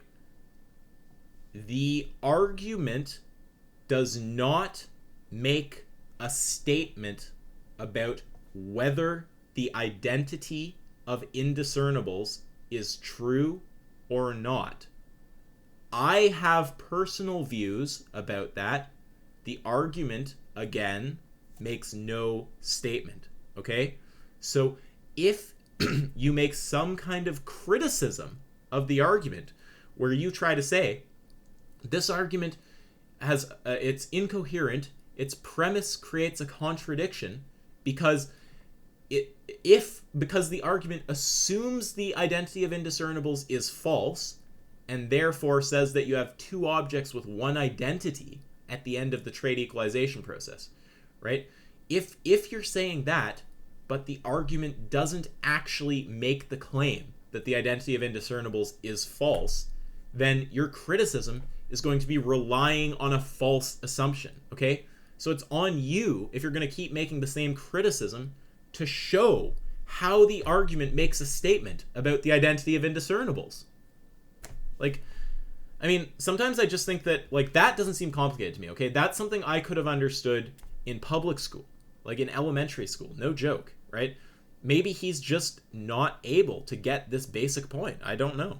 Once trait equalization completes, you have one object or two objects. That's just not included in the argument. If you firmly believe in the identity of indiscernibles and you think that they're one object at the end, then that's fine. That's completely compatible with the argument. Okay, Isaac, you do a better job than me at that. Yeah, that's what we're talking about. So for anyone who didn't understand why that was ridiculously stupid, whether Isaac's argument has a position on the identity of indiscernibles or not is completely orthogonal to the fact that violating the identity of indiscernibles would either render his argument logically incoherent or... Oh my god. You can't say that the argument violates the identity of indiscernibles if it doesn't actually make any statement on the identity of indiscernibles that would allow you to infer that there's a violation, right? Let's play that back again. Job that made that. Durr! Yeah, that's what we're talking about. So for anyone who didn't understand why that was ridiculously stupid, whether Isaac's argument has a position on the identity of indiscernibles or not is completely orthogonal to the fact that violating the identity of indiscernibles would either render his argument logically incoherent or the conclusion would not follow from the premises. Right, so that's like saying, regardless of whether Foot Soldier takes a position on God, his position on God would have like these consequences. It's like, well, look, if he doesn't take a position on God, then it doesn't have those consequences. Like, what are you talking about? Like, yes, if you violate the identity of indiscernibles, there's some kind of problem, I think, with your argument, right? But whether my argument actually says anything about the identity of indiscernibles, that's going to be what this claim of violation hinges on, right? If the argument is completely comprehensible from a view that agrees with the identity of indiscernibles, then it's just like, where are you saying the violation comes from, right? So I don't know how, like, do we just have to play that over again? Like, what does he think he's saying? So for anyone who didn't understand why that was ridiculously stupid, whether Isaac's argument has a position on the identity of indiscernibles or not is completely orthogonal to the fact that violating the identity of indiscernibles would either render his argument logically incoherent or the conclusion would not follow from the premises. Right, but you have to actually show that there's a violation of the identity of indiscernibles, right? And your attempt to do that required this assumption that my argument is actually saying that the identity of indiscernibles is false, right? If you're trying to say there's two objects at the end of the trait equalization process, you're making an assumption about what the argument says. You're assuming that the argument disagrees with the identity of indiscernibles and makes the claim that you still have two objects at that point, when it does not. It doesn't make a claim about whether you've got two objects at that point or not, right? Now, if we I don't know how to be any more simple than that. It's just like, you can't criticize the argument for violating the identity of indiscernibles if you can't show how it violates the identity of indiscernibles. If your claim that it violates the identity of indiscernibles is based on the notion that after trait equalization you've got two objects with one identity, then you actually have to show that the argument makes some kind of claim that those are two objects at that point, right? Which it just doesn't. So I just don't know what you think you're doing. It has to actually be somewhere. There has to be something in the argument that actually amounts to a violation of the identity of indiscernibles, right? And that's what it would mean to make some kind of like statement about it, right? To like make some kind of statement that ends up like to make a statement about the identity of indiscernibles that takes it to not be the case that the identity of indiscernibles is true. So unless you're actually going to show that the argument says something that's incompatible with the identity of indiscernibles being true, then you can't make a criticism of the argument based on the assumption that the argument somehow rejects the identity of indiscernibles, right? You have to actually show that that's the case. What is confusing about this? Saying it doesn't make a statement about the identity of indiscernibles is like saying it doesn't make a statement about the law of non-contradiction. Well, your argument doesn't have to make a statement about the law of non-contradiction. No, by making a statement, I'm talking about look, just a statement that violates the identity of indiscernibles, right? So like a statement about the identity of indiscernibles, it could just come down to like the argument just says at some point you've got two objects with one identity or something like that, right? Like that would be it doesn't have to be like the identity of indiscernibles is true or the identity of indiscernibles is false. Just like anything that you can actually show to be a clear statement one way or the other about whether the identity of indiscernibles is true or false, okay? It has to be that, like, if it's simpler for me to say it like this, it has to be that the argument actually somewhere violates the identity of indiscernibles, right? And for you to say it violates the identity of indiscernibles by saying two objects have one identity, you have to actually show that the argument makes the claim that two objects have one identity, right? Which it doesn't do. So that's what I'm referring to when I'm saying making a statement about the identity of indiscernibles. I'm talking about making a statement somewhere that either directly states or from which it can be inferred that two objects have one identity. The argument doesn't do that. So if it doesn't do that, then what are you talking about when you try to say that there's some kind of violation of the identity of indiscernibles? Like, spell out where the argument violates the identity of indiscernibles. Contradiction. But if it violates it, your argument's probably shit. This is one of the dumbest things Isaac's ever said. I would like a public statement on this. No, you're not getting anything, right? The argument has to actually make a statement about the identity of indiscernibles for you to say that there's some kind of problem with respect to the identity of indiscernibles in the argument, right? A statement about the identity of indiscernibles, just anywhere in the argument where a statement is made that either cuts in favor of or against the identity of indiscernibles. That's what I'm talking about. It has to be that the argument says something that either violates or doesn't violate the identity of indiscernibles in order for you to complain about a violation of the identity of indiscernibles, right? Like, I don't know how I could be any more simple than that. What is confusing about that? Obviously, the argument has to actually make some statement one way or another for you to say that there's a violation of the identity of indiscernibles. If the argument doesn't say anything that either directly or implicitly says that, two objects have one identity or something like this, then there's just no claim to be made that it violates the identity of indiscernibles. Of an explanation of how it is possible to legitimately violate the identity of indiscernibles without it constituting a violation of the law of identity. But he's assuming that the argument violates the identity of indiscernibles. Show me how. Even more stupid is, he said accepting the identity of indiscernibles would mean that it would break the law of identity, and what? He accepts it, and not only...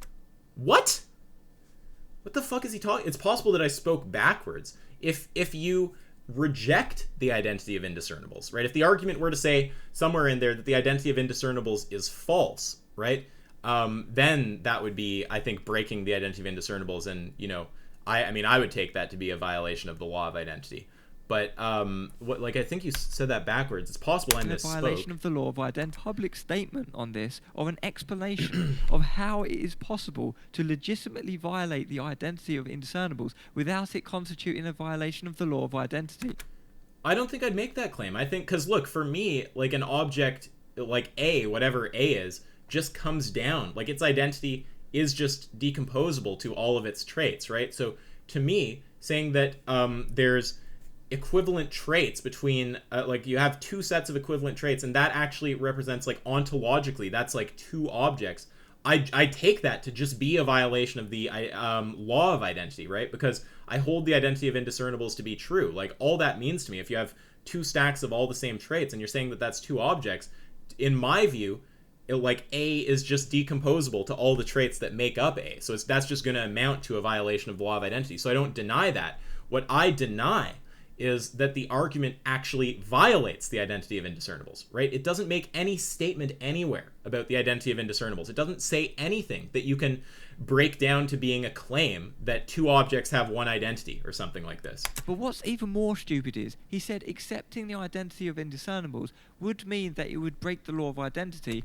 Accepting the identity of indiscernibles would mean that it would break the law of identity. No, I mean, if I said that, then I spoke backwards, because what I mean is that rejecting the identity of indiscernibles, like, if the argument were to say the identity of indiscernibles is false, then you get to this place that, okay, after trait equalization, you've got two objects that have identical traits, so that have one identity. And insofar as, to me, that's going to be just a violation of the law of identity. Like, I would just, simplify it to that, right? So it's possible that I misspoke, but obviously the word there should be reject, not accept. And he accepts it, and not only that, he said it wouldn't make...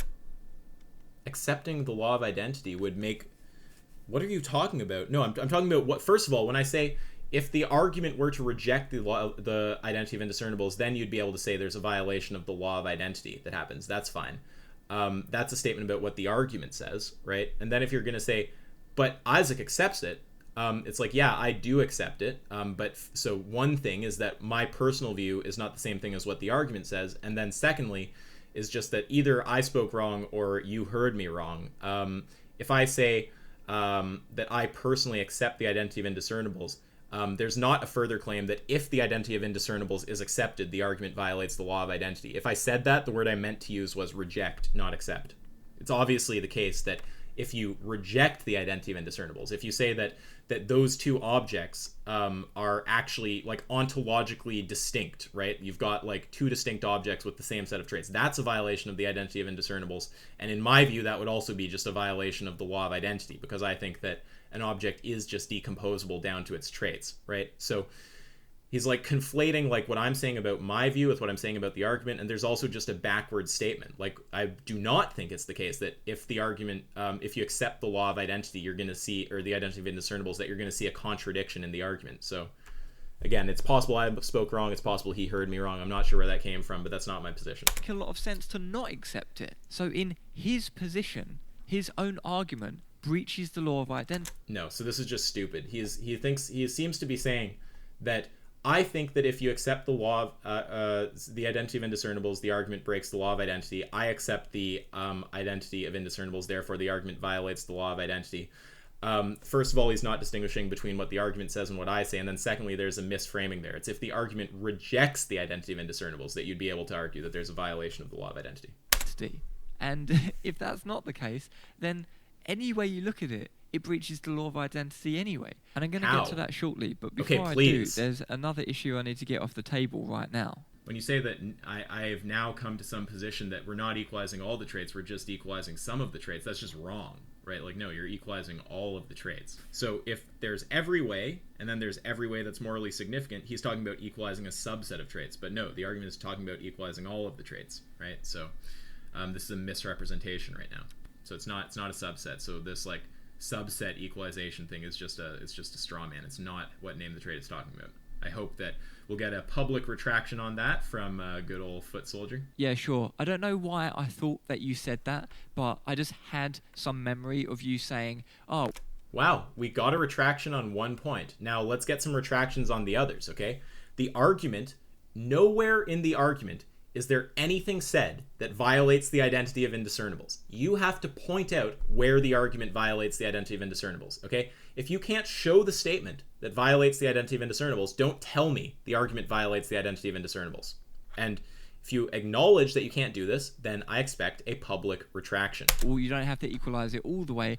Maybe it was in another context or something, or maybe even someone else did. I can't fucking remember. And I was trying to look for that clip. I couldn't find that clip. I was like, okay, well... Yeah, no shit, because you just go off your stupid little thought tangents. Maybe you didn't say that then. So I do take back that point, but it doesn't change anything, because all I was saying is... Well, it gets rid of one horn of your false dilemma. If you even did think that, then it still wouldn't make any sense. So it was just a side point to show that the alternative would still be incoherent as well. So it's good. An alternative. You can always just say, here's an alternative, and this alternative makes no sense. You can do that with any view anytime. It's not meaningful. To know that you don't think that, because going forwards, we've got a better understanding of what you do think, and we can just proceed with that knowledge.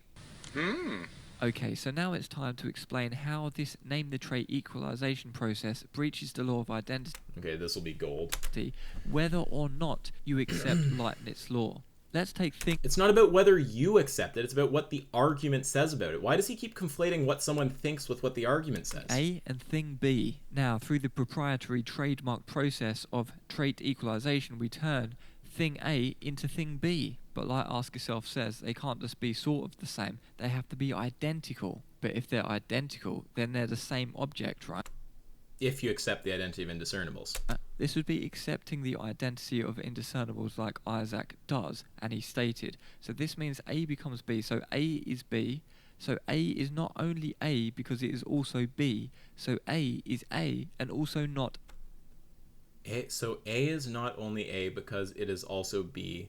So A is A and A is also not A. Yeah, he's just doing the same thing like he did with the human, where he says, oh yeah, it's like a human, and then at the end of the trait equalization process, it's a non-human, right? So it's a human, non-human. You're just assuming that the object retains the same identity throughout the equalization process, right? So that's false. Did I not explain this in my original video to him, or was that in one of my Discord chats? I mean, maybe he didn't, maybe he wasn't making the point that way in the original video. I think in the original video, what he was saying was that when equalization completes, you've got two objects with one identity. But yeah, like, look, if what he's trying to say here is that at the end of the trait equalization process, the thing has a different identity than it had at the start of the trait equalization process, so it can't be said to have the same identity and a different identity, then you would have to show where the argument actually says that it has the same identity as it does at the start of the trait equalization process. No claim is made about that, right? So this is just false. So for it to be completely clear for everyone listening, you've got A, you've got B, and you equalize A to B. What he's saying is that every step in equalizing A remains A, right? That's false. Every step in equalizing A to B, A is going to be like A prime, A prime prime, A prime prime prime, right? So it's going to keep altering. So to say that it remains A once it becomes not A, that's just false. And the argument doesn't make any statement at all that the thing remains a human, right, throughout the trait equalization process. It can change in its identity. And in fact, it changes to a slightly different human if you just change one feature about it, like just the position of a molecule in the body or something, right? So yeah, this is, again, like, I mean, it's weird because I worry people don't track this because it's got like variables and stuff on the screen, but it's a super basic point, right? He's trying to say that if the thing remains A throughout the trait equalization process and it gets equalized to something that's B, then you're saying that A is A and also not A, right? But that's all based on that if at the start of the conditional, right? It's the if A has the same identity throughout the process, and it's nowhere stated that throughout the trait equalization process the object maintains the same identity. So again, this is just based on another false assumption. Like, he just assumes the argument is saying things it's not saying. So I don't know how to be any more clear than that. It is not the case that the given human remains a human throughout the entire trait equalization process. Its identity changes as you change its traits. It's not the case that A remains A once you've modified A into B, right? A's identity is going to change throughout the trait equalization process. So this is just false. A. So if A is A but also not A, then that breaches the law of identity. It's literally self-contradictory. Yeah, if you're some kind of idiot who looks at the argument and says, oh, well, it must have the same identity throughout the trait equalization process, which is just nowhere stated in the argument.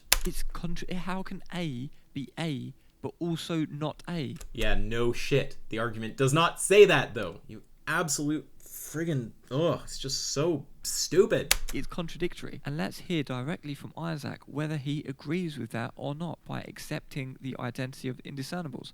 I don't think that it makes much sense to say that they wouldn't be the same object if they have been rendered identical in all their traits.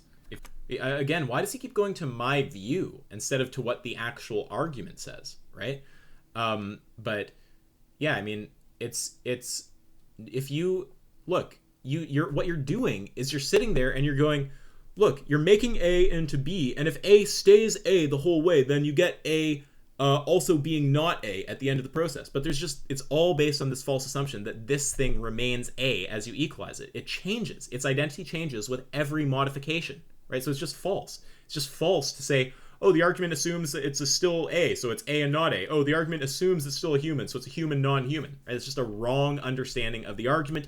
It is nowhere stated in the argument that identity is retained throughout the trait equalization process. So fail yet again. If you firmly believe in the identity of indiscernibles and you think that they're one object at the end, then that's fine. That's completely compatible with the argument. Let's do this again in graphic. He's so stupid. Like, he's just so dumb, right? So obviously, if that's how you're thinking about it, you're not going to say it's also A at the end of the trait equalization process. Form. Now, you can understand the trait equalization registered trademark process in different ways. If there are two objects at the end of that process, then you're saying that there's two objects which... What is this weird fucking graphic? Why is there an X? Like, I don't understand. What the fuck is he drawing here? ...share one identity twice. This breaches Leibniz law. But if you think there's... He's just so stupid. So dumb.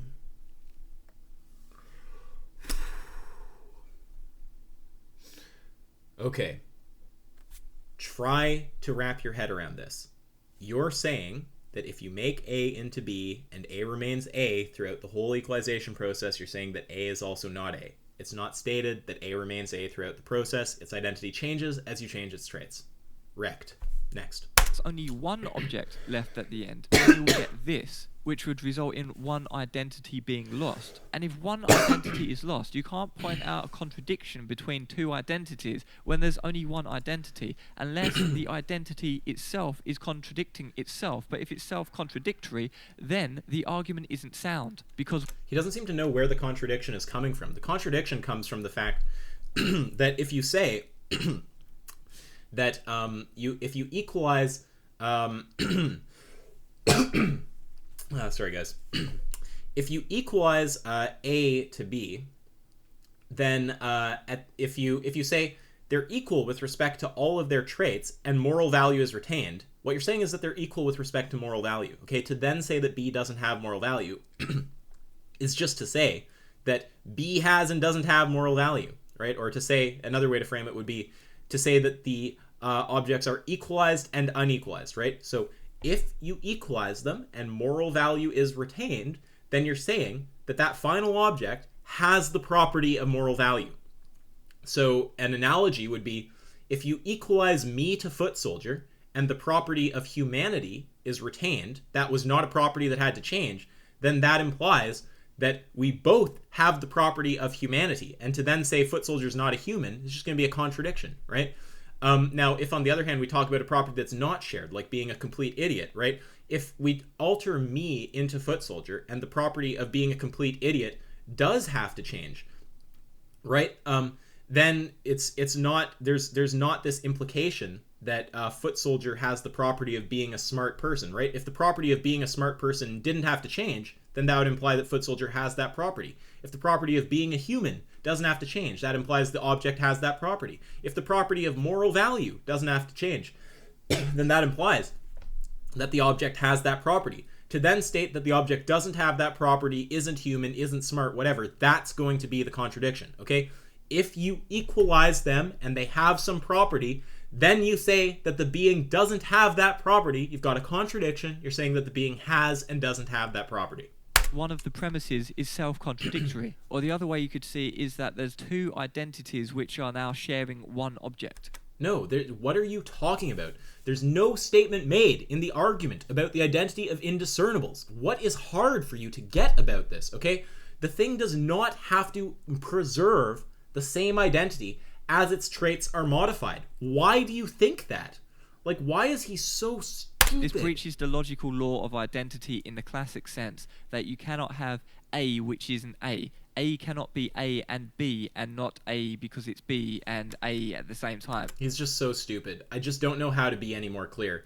The equalization process, it's not implied anywhere in there that the object retains the same identity throughout the process, okay? You're assuming that the object retains the same identity, and then you get that object, that identity being shared by two objects. In fact, you could say that after a single step is made in the process. You don't even have to get all the way to thing B, right? It's just false. It's not the case that the argument makes any statement that the identity remains the same as you equalize the traits. That's just wrong. It's just wrong, okay? The argument does not say that the object retains the same identity throughout the equalization process. This is not confusing. I'll say it for the millionth time, okay? The argument does not say that the object retains the same identity throughout the equalization process. Get it through your thick fucking skull. The argument does not say that the object retains the same identity throughout the trait equalization process. Say it with me, everybody. The argument does not say that the object retains the same identity throughout the equalization process. Get it through your fucking thick skull, you absolute moron. That doesn't work. And obviously, if we bring it back and then put thing B into thing A, it's the same shit, but just the other way around. So Idiot. now I've explained Idiot. why it breaches the law of identity in modus ponens form. I've explained graphically using In modus, where was the modus ponens? Maybe I missed it. different examples for different scenarios of how it would break the law of identity. No, you've done absolutely nothing, right? So you've done bullshit. You've assumed the object retains the same identity throughout the equalization process, which it doesn't, right? That's just not the case. So you still have not showed how the argument in any way makes some kind of statement about the identity of indiscernibles, right? You haven't shown that the argument says anything that violates the identity of indiscernibles. You've just falsely assumed that the argument is saying that one object retains the same identity even after it's changed into a different object. It's just stupid. It's just so low level. It's just, oh God, stop hanging out with the Discord sophist crew. They're gonna make you even stupider than you are.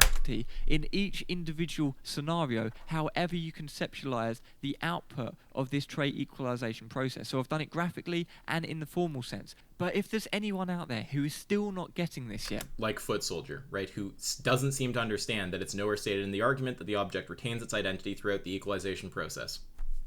What's he talking about? I just want to demonstrate this even more clearly a third time in a third different way using the concept of history. And let's make this super easy and relatable by using your dad. So imagine your dad turns into a chicken magically using this name the trait equalization process. We can assume that the trait dad exists only as part of history, because if you got amnesia, your dad got amnesia, and everyone who knew you or your dad got amnesia, we couldn't find out whether he was your dad or not, short of maybe just DNA testing, but then even DNA testing isn't 100%, so you couldn't 100% tell that he was actually your dad without just knowing from history that this man was your father. So if you value the fact that your dad is your dad, and you value your dad more than just any other random man because he is actually indeed your dad, then this understanding comes only out of a historic understanding of him being your dad. So now your dad has been turned into a chicken. There's one of three things that can happen. The first one is his history is overwritten by the chicken's history. So in your mind, think about your dad and think of a chicken next to him. Now stop thinking of your dad. Imagine you were never actually thinking about your dad in the first place. We just started with the chicken and that was it. Your dad didn't come into the equation in the first place. What is left? There's just a chicken there because your dad isn't there. This chicken was never your dad in the first place. It has nothing to do with your dad. So this overwriting of history is synonymous with one identity simply just being lost. So let's go back to see what we can think of instead.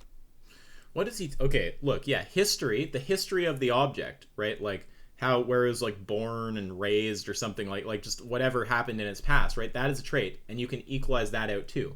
Are you just making the point that once you equalize all the traits, you've got one object? The argument doesn't say anything that cuts against that. What does he think he's saying here? In terms of his history. So, number 2, history retained. Well, this would be the straw man version, according to Ask Yourself, because you haven't normalized all the traits. Right, yeah, it's just a straw man. You've just made your dad sort of like a chicken, but is still your dad. You haven't normalized everything. So we're not talking about equalizing a subset of the traits. We're talking about equalizing all of the traits. You're equalizing every single trait. So number 2 would be the straw man. We can't do that one. But number 3, history is merged with the chickens. So instead of your dad being just part chicken, is 100% chicken, but he's simultaneously your dad and not your dad, and simultaneously... Well, yeah, I mean, if you say that he simultaneously has a given history and doesn't have that history, that's going to be a contradiction. But the argument doesn't say that. The argument doesn't say anything about subset equalization. History would just be something that you can equalize. And if the whole criticism is... just once you've equalized the history, then you're talking, like, the ontology there is just like you're talking about one object. It's like, that's fine. Like, what is the issue, right? What the fuck do you mean? Like, what is the criticism here supposed to be? There's not a violation of the identity of indiscernibles taking place, right? Like, I don't know what he thinks he's saying here. So let's just look at these 3 options. Okay, so history is overwritten by the chicken. Yeah, if you're trait equalizing, then history is a trait, and the history is going to get equalized out, right? And if the whole criticism is, well, then at the end of the trait equalization process, you have one object, the argument doesn't say anything about how many objects you have at the end of the process. It intentionally doesn't make a statement about the identity of indiscernibles. So there's nothing there to say that there's some kind of problem with the argument, right? I don't understand. What would the problem be, right? It just doesn't make sense. The history is equalized, all the traits are equalized. Is the whole criticism just now you've got one object? The argument doesn't make any statement to the contrary, right? So that would not be a criticism. History retained, not equalized all traits, that's just a straw man. And then history merged with chicken, that's also a straw man. There's no saying that an object simultaneously has and doesn't have some property. 3, history is merged with the chickens. So instead of your dad being just part chicken, is 100% chicken, but he's simultaneously your dad and not your dad, and simultaneously a chicken and not a chicken, because he is both your dad and a chicken, and not your dad and not a chicken at the same time. Simultaneously, this wouldn't wouldn't make any sense. It's the same as this thing, with two identities sharing one object. Or you could also think of it as two objects sharing one identity. I mean, I just don't know how someone can be this dumb. Like, look, I mean, I just don't know what to say. You're assuming that one object retains the same identity throughout the equalization process. That's nowhere stated in the argument, right? It's nowhere stated that once trait equalization is completed, you have two objects with one identity. There's just not a statement made, okay? So if you want to say its identity changes with every step in the trait equalization process, that's completely compatible with the argument. If you want to say that once the objects are equalized, it's actually just one object, that's completely compatible with the argument, right? There's no, you're not actually showing any statement that the argument makes that somehow cuts against the law of identity or identity of indiscernibles. It's just a stupid criticism. It's just so dumb. Twice. Either way, it breaches the law of identity. That's why you can't imagine your dad being your dad and not your dad at the same time, because it's literally just incoherent. The argument does not say that. The argument doesn't say that you've got a human, non-human, or a dad, non-dad, or anything like this, right? I mean, look, I just don't know how to be any more clear. You have two objects, you get their full stack of traits, right? And you just equalize those traits, right? It's nowhere stated that one of them holds the same identity with each modification, so that anything based on that is just going to be false. And it's nowhere stated that once all the traits are equalized, you've got two objects, so anything based on that is just going to be false. So I'm still waiting for you to show how the argument violates the identity of indiscernibles or the law of identity. You haven't done it so far. So at this point, I've pointed out the contradiction in the formal argument in text form. No, you haven't pointed out any contradiction whatsoever. Out the contradiction in graphic form, and I've pointed out the contradiction in terms of the concept of history. Right, so all I've heard you do is assume that the object retains the same identity throughout equalization, and then say, well, that means that you've got an object that is A, and then after some trait change, not A, right? How can you have two objects with one identity? Or you say the equalization process completes, and then you have one object with two identities, but just neither, or two objects with one identity, but neither of those statements are made by the argument, right? The argument doesn't say, the argument doesn't say anywhere that the identity is retained with each trait modification, so anything based on that is just going to be false. And the argument doesn't say anywhere that once trait equalization is complete, you're looking at two objects with one identity, so anything based on that is just going to be false. So, good try, Foot Soldier, but you just can't keep pace. Get it through your head, bro. I'm smarter than you. I've made an argument. It's good. It works. And you're not going to break it. So, go fucking crazy. Smash your head against the wall. Make a fool of yourself as much as you want. Anyone with a brain is just watching this and laughing at you, okay? It's a stupid criticism. It's just wrong. The object it's nowhere said in the argument that the object retains the same identity throughout equalization, and it's nowhere said that at the end of the equalization process you've got two objects with one identity. These are false assumptions, and if your claim of a violation of the identity of indiscernibles or the law of identity is predicated on either of those things, it's just going to be predicated on something that the argument does not actually say. Again, just completely wrecked, but I'm sure he'll come up with some bullshit. And I've demonstrated how all of the three types of explanations are inextricably linked and referenced each other. If you can't understand how this breaches the law of identity after me having explained every possible outcome to you... What do you fucking mean? What about, here, let me think of an outcome from the perspective of someone who accepts the identity of indiscernibles. So you could just look at the argument and just say, oh, the traits are equalized. Okay, so there's a slight identity modification with each trait equalization. And then once all of the traits are equalized, you're looking at one object. Does anything said there contradict something stated in the argument? No. 3 different times in 3 different ways, then you just simply don't want to understand how it breaches the law of identity. Because it fucking does. Yeah, and you can run name the trait on the value pluralist. What are you talking about? Why? Okay, so he's asserting that, but why does he think that? I mean... It's actually, there's literally the plural. It's just like you have the optional S right there, right? So I think that because that's the way that the argument is used. I'm talking about its... Okay, so you're just making a criticism of how someone uses the argument. You're not actually showing anything wrong with the argument itself. Nice, cool. Usage. I'm not talking about what is stated on the deduction tree. Okay, no one cares then.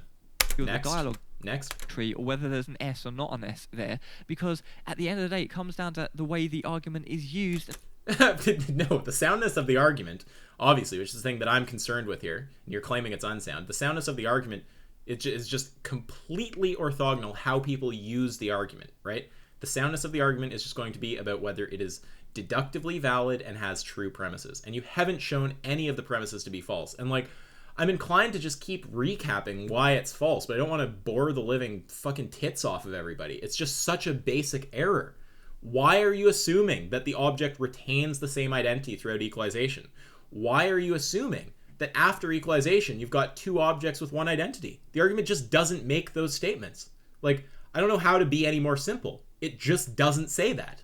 Like, I feel like I guess what it is that he's so dumb that I feel like there should be an even more like atomic way to describe it, but that is just as basic as it can get. The thing that you're basing your claim that the argument violates the law of identity on is not something that the argument says. That's it, right? It doesn't say that. The argument doesn't say that the object retains an identity throughout the equalization process, or that at the end of the equalization process, you've got two objects with one identity. It just doesn't say that. Like, I don't know how to be any more clear. It just does not say that. So, I mean, I don't know. It's like if someone can think of an even more simple way to convey it to this idiot, then, you know, go crazy, right? But it just doesn't say that.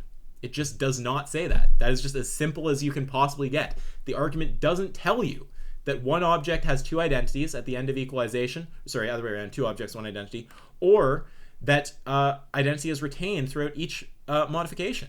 It's just wrong. It just doesn't say that. Like, I mean, what, like, I guess my mind is just kind of short-circuiting because I'm not used to dealing with someone this dumb. It's like, I mean, I don't know what else to say. It just doesn't say that.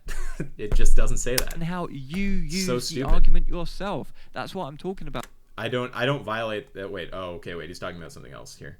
How I use the argument myself. And what was the complaint he was responding to there?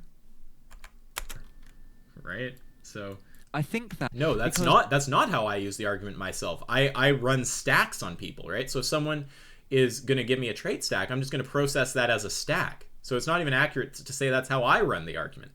At the end of the day, it comes down to the way the argument is used and how you use the soundness of the argument is going to come down to just its form and whether its premises are true. The argument yourself. That's what I'm talking about here. I wasn't saying anything to do with the actual embedded in the argument. It must be used in that way. Right, so you're not saying that anything is wrong with the argument. Cool. Like, what is he talking about? Of course you can name multiple traits. I mean, look, if someone gives you two traits, they say, what is those? Cognitive complexity and humanity.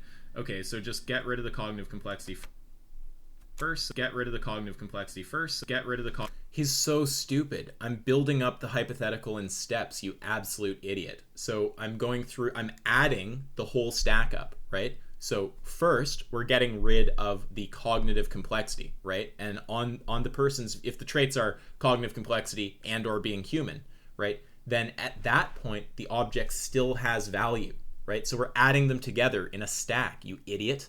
Okay, so the first thing we do is we get rid of cognitive complexity, right? At that point we just have a stupid human. It could be a baby, it could be a mentally disabled person, whatever, right? Now on that person's view, it still has value at that point, right?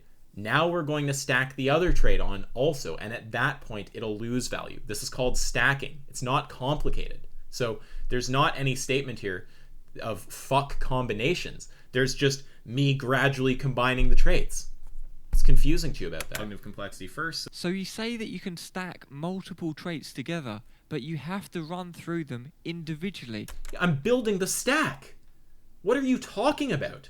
Yeah, so look, the view is that moral value disappears when it's not human and or cognitively complex. So we build up the stack, right? Step by step, we spell out the parts of the hypothetical. So we start by going to a cognitively non-complex human, right? So at that point, it still has value according to the view that we're dealing with, right? And then from that human, we take away that trait. And then that's the thing that's going to be left with no value, right? It's not complicated. Okay, so Ask Yourself just responded to my criticisms of name the trait in a... Ultimately, the... It's just... So either all seem to still value their... Similar amount of it here. I wasn't... So number two is two objects. Do you think that? I mean, It's actually... I'm talking about its usage. I'm not talking individually. Complexity first. Get rid of the cognitive complexity first. Get rid of the cognitive complexity first. So you say that you can stack multiple traits together, but you have to run through them individually. I'm just going through it part by part. I'm building up the stack. I don't know what confuses him about that. Because, as you just said, you had to get rid of one of them first. And this is the problem. When you do that individually, you point out the individual hypotheticals and then combine it somehow later. What the hell? Yeah, so like the first hypothetical is just a non-complex human, right? That still has value on their view. Then you build more on the hypothetical. You say, okay, and now we take that being's consciousness and we move it out of the human's body, right? And then at that point, it shouldn't have value on the view that we're being presented. What is the problem with that, right? It's nowhere said that on the first hypothetical, the thing should no longer have value, right? It's not a straw man of the position where you say, okay, now it's a non-complex human, so it doesn't have value because it still meets the criteria of being human, right? So, I don't understand what the criticism is here. Obviously, you're just going to take the traits and you're going to build up your hypothetical. You don't say at each step that you build a trait on that it doesn't have value or like straw man them or something. It's like, okay, retains value and then gone. It's like you stack them until you hit the end of the stack. I mean, I don't know what's confusing about that. That's not what is meant by the combination of traits. So, what do you mean? What is he talking about? So, yeah, someone gives you a combination. They say human and or intelligent. That's the one we were talking about, right? So you build the hypothetical. You take a non-intelligent human, right? So that's the first step. At that point, it still has value, right? Then you remove the human shell, and now it doesn't have value. Once you hit the point of stacking all the traits, it doesn't have value. Is he too stupid to get that? Saying that it's fine to... Idiot. There's not a problem Moron. with creating the experience of an infinite baby holocaust, right? It would be wrong if they actually were human beings. But there's nothing wrong with just holocausting sentience that's identical to infinite babies. Well, that would just be the most impotent argument ever. Let's take a literal baby animal. I'm not sure about the difference in cognitive complexity between a baby calf and a baby human. Pigs have been attributed a similar amount of intelligence to a 3-year-old human child. So I don't know. Let's just say they're equal or equally unintelligent. And then turn it into Ville and get Furious Pete wearing a t-shirt with a cow literally getting stabbed by a fork. That is the standard carnist position. So if all your argument does is point out that people think that stabbing baby animals is fine, well, guess what? Everyone knows that anyway. He's so stupid. You don't understand the shell morality reductio, do you? So the whole point is that what you come out saying there is that the human, right, the low intelligence human only had value by virtue of their shell, right? The reductio is that people don't think that's why mentally disabled people have value. It's not why they think children have value, right? They look at that and they say, well, no, I mean, I don't think that holocausting infinite sentience that's identical to babies is a good thing. I mean, that sounds like a bad thing. And also there's the consequence of that justifies just creating infinite suffering, which is kind of funny. They don't think that that's acceptable, right? They think that the being actually has value. And they think that it has that its experience is actually meaningful, right? They don't think that the baby's consciousness is just meaningless and it only has value by virtue of a shell, right? Most people are going to disagree with that position, right? They're gonna so the reductio there is it's pointing out that the reason that someone on that view would be valuing babies or mentally disabled is something that people would not accept, right? People aren't going to say a baby only has value by virtue of its human shell. They think something's actually valuable about like the baby's little life that it has going on, right? So I don't know what's confusing to you about this. The reductio it's a shell morality position. It points out that you're only valuing certain humans because of their shell. You don't think that their actual subjectivity is meaningful, right? So that's something people don't agree with. They don't think that a baby just has value because of its shell, or a mentally disabled person just has value because of its shell. They actually care about those beings and their experience, right? They actually care about what's going on in there. It's not just like, oh yeah, it has a human body. Like, no, that's, I mean, that's just such a stupid thing to say. It's just so dumb. That's what the majority of people think. So if all your... He thinks the reductio is just saying it's okay to kill animals. You realize... Like, look, you can just give the full trait stack, right? You can just say the trait is every single trait that makes a cow a cow. it's also just going to be a shell morality position, right? All that those kind of views are going to come down to is you can take a human who's subjectively identical to the being, and you're going to say the human has value by virtue of their shell, and people think it's fucked to say that that is the reason that the human has value, and that it would be fine to just murder that person if he weren't in his shell, right? That's the reductio. If you don't think that's reductio, then again, I mean, I like I kind of said earlier when I was owning you on the saying this isn't a reductio thing, right? It's like, if you think that's not a reductio, then I'd like you to actually, or not absurd, that was the word you used. I'd like you to actually just firmly go on record and say that you think that an infinite holocaust of being subjectively identical to babies is not absurd, right? Valuing babies just because of their shell, saying it's okay to tip the well-being to suffering ratio up to infinite suffering, all of these things, you think that's not absurd. Or just concede that, as per usual, I'm right? And that there, of course, is a reductio on that position. So, look, I don't know what else I could say there. Yeah, I mean, obviously, this is just so basic. It's like, if the thing only has value by virtue of its shell, people don't think that's why babies have value. They don't think like, oh, it would be fine if this baby were just like holocausted if it weren't in its human shell. They actually think the baby has value. Same thing for the mentally disabled people, right? So it shows the reductio is on the reason for valuing the given human that people just aren't going to accept.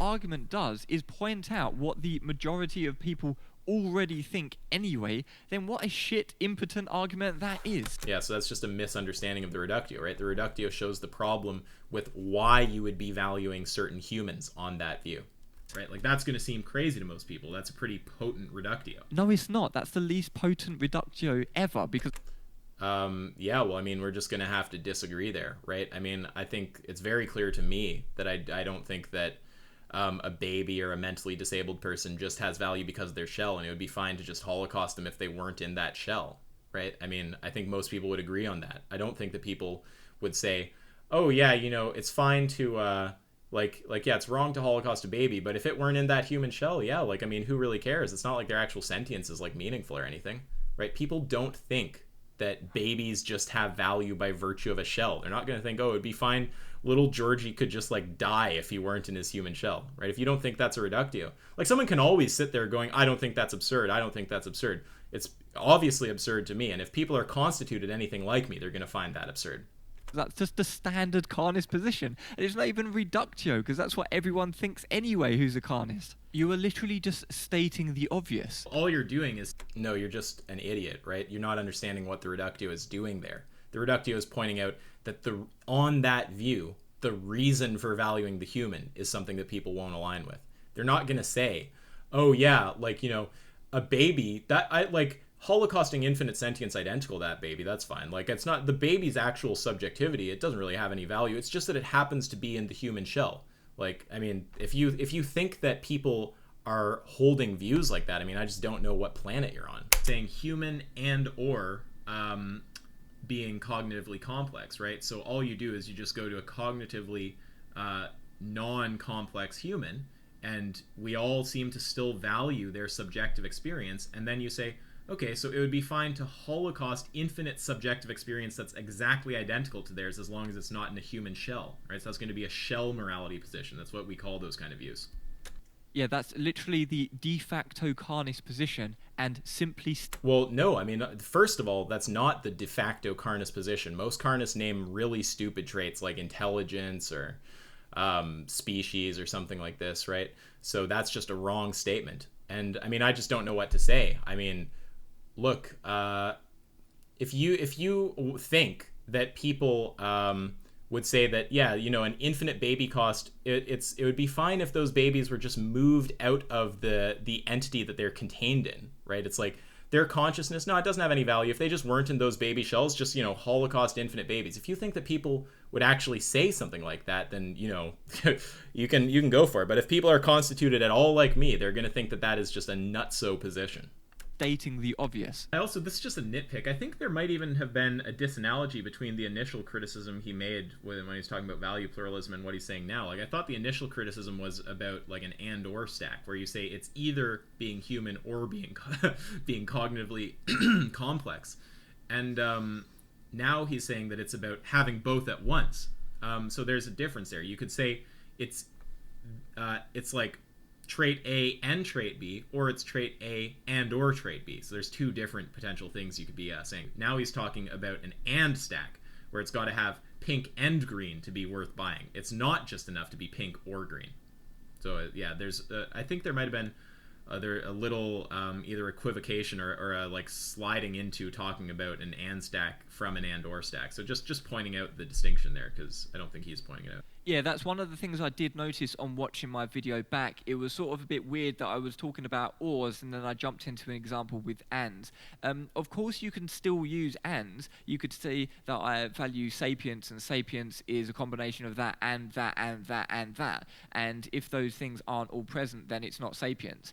Or you could say some other thing with ands, or you could use any combination of logical operators. But yeah, the most common ones that you would use would probably be or and.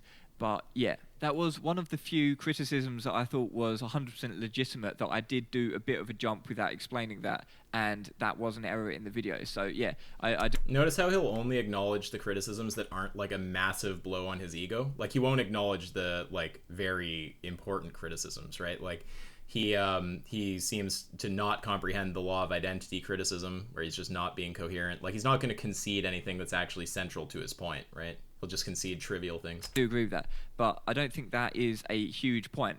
Yeah, like implausible, that's exactly the kind of thing we're talking about, right? Where it's just like implausible to a person to hold that kind of view.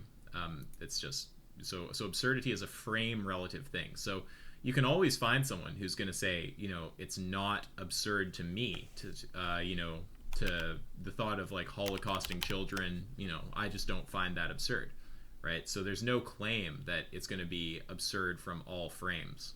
It's a frame relative thing. So I'm not sure what the issue is there, but nowhere is it said that if everyone finds something absurd, it is false, or that, you know, its moral status is going to derive from what everyone thinks about it or something like this. So nowhere is it said that the correctness of something derives from how many people believe it, right? Yeah, sure. Of course, the argument itself doesn't necessarily make an appeal to popularity. Thanks for the concession. Good. Now watch him try to couch that in a bunch of bullshit. Or at least it's not intrinsic to the argument. But this is how it is used. That's the application. Okay, so you're just complaining about people using an argument incorrectly. Cool. It's not a criticism of the argument. Next.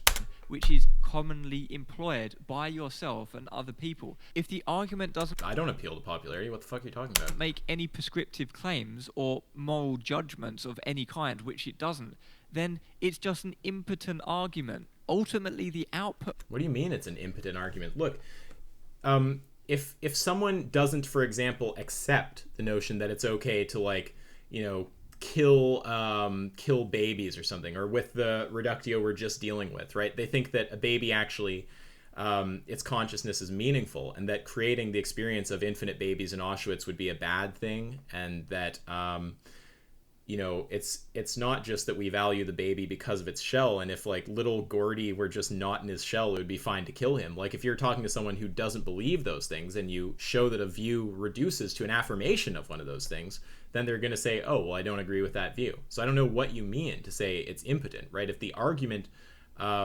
reaches, if it shows views to be either contradictory or absurd to people, right, they're not going to accept those views. So the whole point is just to tease out the consequences of the views. And then, you know, anyone who doesn't agree with those consequences is going to say, oh, okay, well, I don't accept that. of name the trait is, oh, well, you would massacre some collection of beings which you don't assign moral value to. Yeah, they knew that. They already knew. It's just he's strawmanning so much. Some collection of beings that you don't assign moral value to.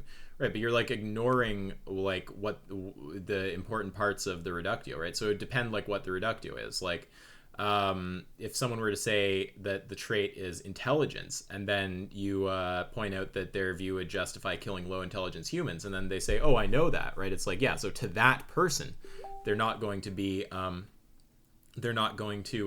find that persuasive, because they're just going to be like, oh, I already knew that I'd like Holocaust disabled people. But to everyone listening, they're going to be like, oh, well, that's batshit. I'm not going to get on board with that, right?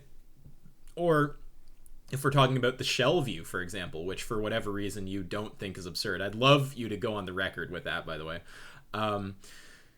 Yeah, I mean, like anyone who's gonna sit there and say, "Oh no, like I don't think it would be okay to like murder little Gordy if he just like weren't in a human." Like they're gonna look at that and they're gonna go, "Oh well, yeah, like that's crazy." Right? So the whole point is that if the reductio, if the argument teases out some kind of consequence of your view, either a contradiction or an absurdity, and people aren't willing to get on board with it, that's the whole that's the whole idea right there. Is that like the people who aren't willing to accept those things are going to go, "Oh, okay, well I don't align with that view," right? And there's a straw man that he's given, which is that the argument just shows, if you give the right traits, it just shows that someone who kills animals would kill animals. No, there's an implication in that reductio that you don't understand about the reasons for valuing humans and what would have to be done to a human in order to justify killing them, right? And those implications are not pleasant to people. They don't want to accept those implications. That's why they're not vegan. Of course, if the person is stupid enough to say intelligence in itself is the only determining moral difference, then they're stupid enough to receive the mentally disabled Holocaust hypothetical. Hence me saying in my original video that people who don't know much about philosophy are shoehorned into biting the bullet on some bizarre hypothetical. But as soon as you run the argument on someone who actually knows about philosophy, they won't end up biting the bullet on some bizarre hypothetical, and it will just reaffirm their existing view that they don't give... Right, but the argument is not supposed to necessarily change the mind of everyone you run it on, right? It teases out the consequence of their view and then shows the problem of it. And also, I mean, this appeal to people who know philosophy, I can point to plenty of people who know philosophy very well and who find the argument persuasive, right? So it's not, it's just you trying to throw shade at the argument and be like, oh, people who know philosophy won't find it persuasive. You're not actually giving any concrete proof, right? You haven't done any kind of quantitative analysis of like people who know philosophy and their assessment of the argument, right? You're just spouting bullshit, frankly, and I can point to counterexamples, right? Now, I mean, it's just so obvious. Like if someone can know philosophy and they can, see the argument run on someone, right? And they can be like, oh, okay, like that view reduced down to something that I don't accept. I couldn't actually hold that view, right? Like what is confusing about that? Give moral value to a specific set of beings, and they knew that going in, they knew that coming out. So what have you achieved? You've achieved nothing. The argument is impotent as... No, right? I mean, you're treating it like the only conclusion of the argument, if someone knows philosophy, is, oh, you'd kill animals, right? But there's other consequences there, right? So there's the shell morality consequence, which is showing that the reason for valuing the human in that case, and what would have to be done to the human to justify killing them, is pretty wacky. And the person who came in, like, they could have known where their argument leads going in. You could say that for any argument coming in to name the trait, right? Or where their position leads. But people who see that consequence are just going to go, oh, well, I mean, no, I don't accept that. That sounds like a totally crazy view. I wouldn't agree with that, right? So if the whole criticism is, if someone already knows where their view leads and you just point out where their view leads with this argument, and they say, yeah, I bite the bullet on that, then you haven't affected them. Yeah, there's no claim that the argument's going to persuade everyone who it's run on, right? But people who are watching the argument are going to see these people say crazy things, right? Like, oh, it's okay to like Holocaust disabled people, or that was the shell one, or yeah, that a human baby only has value by virtue of its shell, and if little like Jimmy weren't in his shell, it would just be fine to murder him, and it's fine to tip the well-being to suffering ratio up to infinite suffering, and like these kind of things, right? Like people are just going to hear those things and not accept them. So it's just, I don't see how it's a meaningful criticism to say if someone knows their view reduces to absurdity, goes into the argument, gets the reductio, and isn't persuaded, that that's a problem for the argument. They've still been reductio, and the people watching are going to be like, well, that's fucking insane. I don't agree with that view. Right? And every time you run this and people watch, they just see over and over and over again where carnist views lead, which are just to crazy things like, holocausting disabled people, or, whatever other madness, like murdering just like your fellow humans. Sometimes when people say it's natural or whatever, people just see these consequences. They don't want to accept the view. So it's not about always persuading the person who you're talking to, right? It's about teasing out the consequence of their view and showing it to people. Fuck, it doesn't do anything for anyone who knows about philosophy, and that's false, right? I mean, you're just I'll just call that just a baseless assertion. There's plenty of people who know philosophy who think the argument's great. The only way it acts as a gotcha is for people who don't know anything about philosophy, just as I said in the original. Well, I mean, I don't know what you mean by a gotcha. The argument isn't supposed to be a gotcha. It just teases out the consequence of someone's view. No video. Well, the point I'm making here is basically you're drawing an arbitrary distinction, and I think you're just doing. They're all arbitrary distinctions. Yes. Okay. Well, look. Okay, well, look, when we can agree that these beings can suffer and they do have a will to live, you're just creating an arbitrary distinction here saying, oh, well, they don't meet the standard. Like, I could do that with people. Like, oh, well, people don't have a high enough level of intelligence or consciousness or whatever, so I can kill them. Like, I could do Yeah, that. you could do that. Of course, this is what a subjective moral frame allows you to do. But what's the Sure. point? You wanted Okay, to well- say that you can expose either an inconsistency or that I denied human rights. I haven't done either of those things yet. Okay, well, I think I still think your moral system does lead to absurdities. So, like, really, what? Okay, well, look, you said you don't care if animals suffer. So, Wait, like, that's your absurdity. We already knew this going in starting the debate. As a non-vegan, obviously. okay, I reckon Right, so you take a clip of Richard in a bit over his head on something as if somehow that's some kind of debunk of the argument. I mean, look, do you think that that is a persuasive position? I would love for you to say that you don't find the position that was articulated in that debate to be absurd, right? So the view there, I mean, like, this is just like old shit that's been dealt with long ago, right? It's a shell morality position. What that view is saying is just that the being only has value by virtue of its shell. You know, little Gordy, he only matters because of his shell, and if he weren't in that shell, it would be fine to Holocaust him. People don't fucking agree with that, dude. They don't think that that's a reasonable thing to say. I mean, I don't really know what else to say about that. Like, people don't think fucking babies just have value by virtue of their human shell. I mean, it's just a weird ass claim. this is probably the only debate that Vegan Gains clearly lost. I actually would disagree that he lost that debate. I think he didn't know how to get the reductio on that point, right, which is a shell morality reductio. But if you actually look, I mean, logically speaking, neither of them were shown to be, like, logically contradicting themselves. And then with respect to just, like, showing unpleasantries to each other's view, I think that Richard showed more on Shadow's view. So, I mean, I think that Richard won overall, but I do acknowledge that he didn't know how to get the reductio on that trait, and it's just easily explained, right?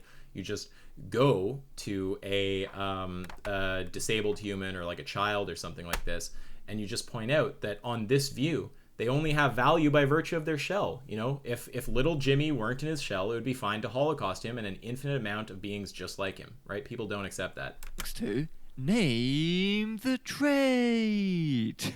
Incredible potency guaranteed every time. It's true that appeals to popularity would cut against veganism, but it's no case against name the trait, because name the trait is not in any way appealing to popularity, and if you say it is, then you can provide some evidence. They've been reduced to absurdity in the eyes of most onlookers. So, of course, it's not meant... Okay, so that's not a claim that something is correct by virtue of how many people believe it, so that was a bad example. Want to try again? mentioned in the argument itself that there's an appeal to popularity taking place. No, but there's no appeal to popularity in the dialogue flow. It's never said that something is correct by virtue of how many people believe it. Foot Soldier is just an idiot. I don't know what else to say. He's just a stupid person. Of course, but the way in which you use it and the way in which you recommend it be used... Right, so find an instance of me saying that a view is correct by virtue of how many people believe it, or shut your face. Thanks. Is that once you've reduced the person to absurdity, then the conversation ends. So your idea of reductio ad absurdum ends the conversation. That's the whole point. It ends the conversation. That's optional. You can keep talking if you want to. I don't have any interest in talking to someone once they affirm some, like, batshit crazy view, right? Once I've shown their view has some insane consequence, I just trust that people are going to understand that they don't want to hold that view at that point, and I don't see any, like, I don't have any interest in interacting with the person past that point. Once they've been reduced to absurdity, the conversation stops. That is effectively the end point of the name the trait argument as used and promoted or recommended by yourself, Isaac. Well, no, people can do whatever the fuck they want with the argument, right? If they want to do something else, they can. Now, what I would say is that, yeah, you should just keep it on point, and if someone just bites the bullet on some crazy position, unless your interest is actually trying to get through to that particular person, I mean, I think you've pretty much done the essential stuff there. Like, if you've shown them to hold some insane position, you know, with respect to, like, convincing people watching, you've probably done as much as you can, right? So it just depends on what your goal is. If you have some goal to persuade the person you're talking to, you might want to keep interacting with them. But if you just wanted to show that their view has some crazy consequence and just, like, push people off of it, then that's all you really need to do. So it is completely audience dependent on who is reduced to absurdity. So it's not even a reductio anyway, because it is audience dependent. Yeah, so he's trying to say that somehow a reductio is a non-frame dependent thing. Yeah, so is plausibility frame dependent, not frame dependent, right? So someone can say that's an implausible view for me, right? It's a reductio with respect to their point of view. So a reductio doesn't have to, like, it's nowhere, this is just the kind of thing Footsoldier does. He's just an idiot. So he thinks reductio and he thinks, oh, well, reductio must mean absurd from all positions or something like this, right? And that's just not the case. It can be absurd within your own individual frame. I don't understand how you can not see that that's some kind of ad pop. Sure.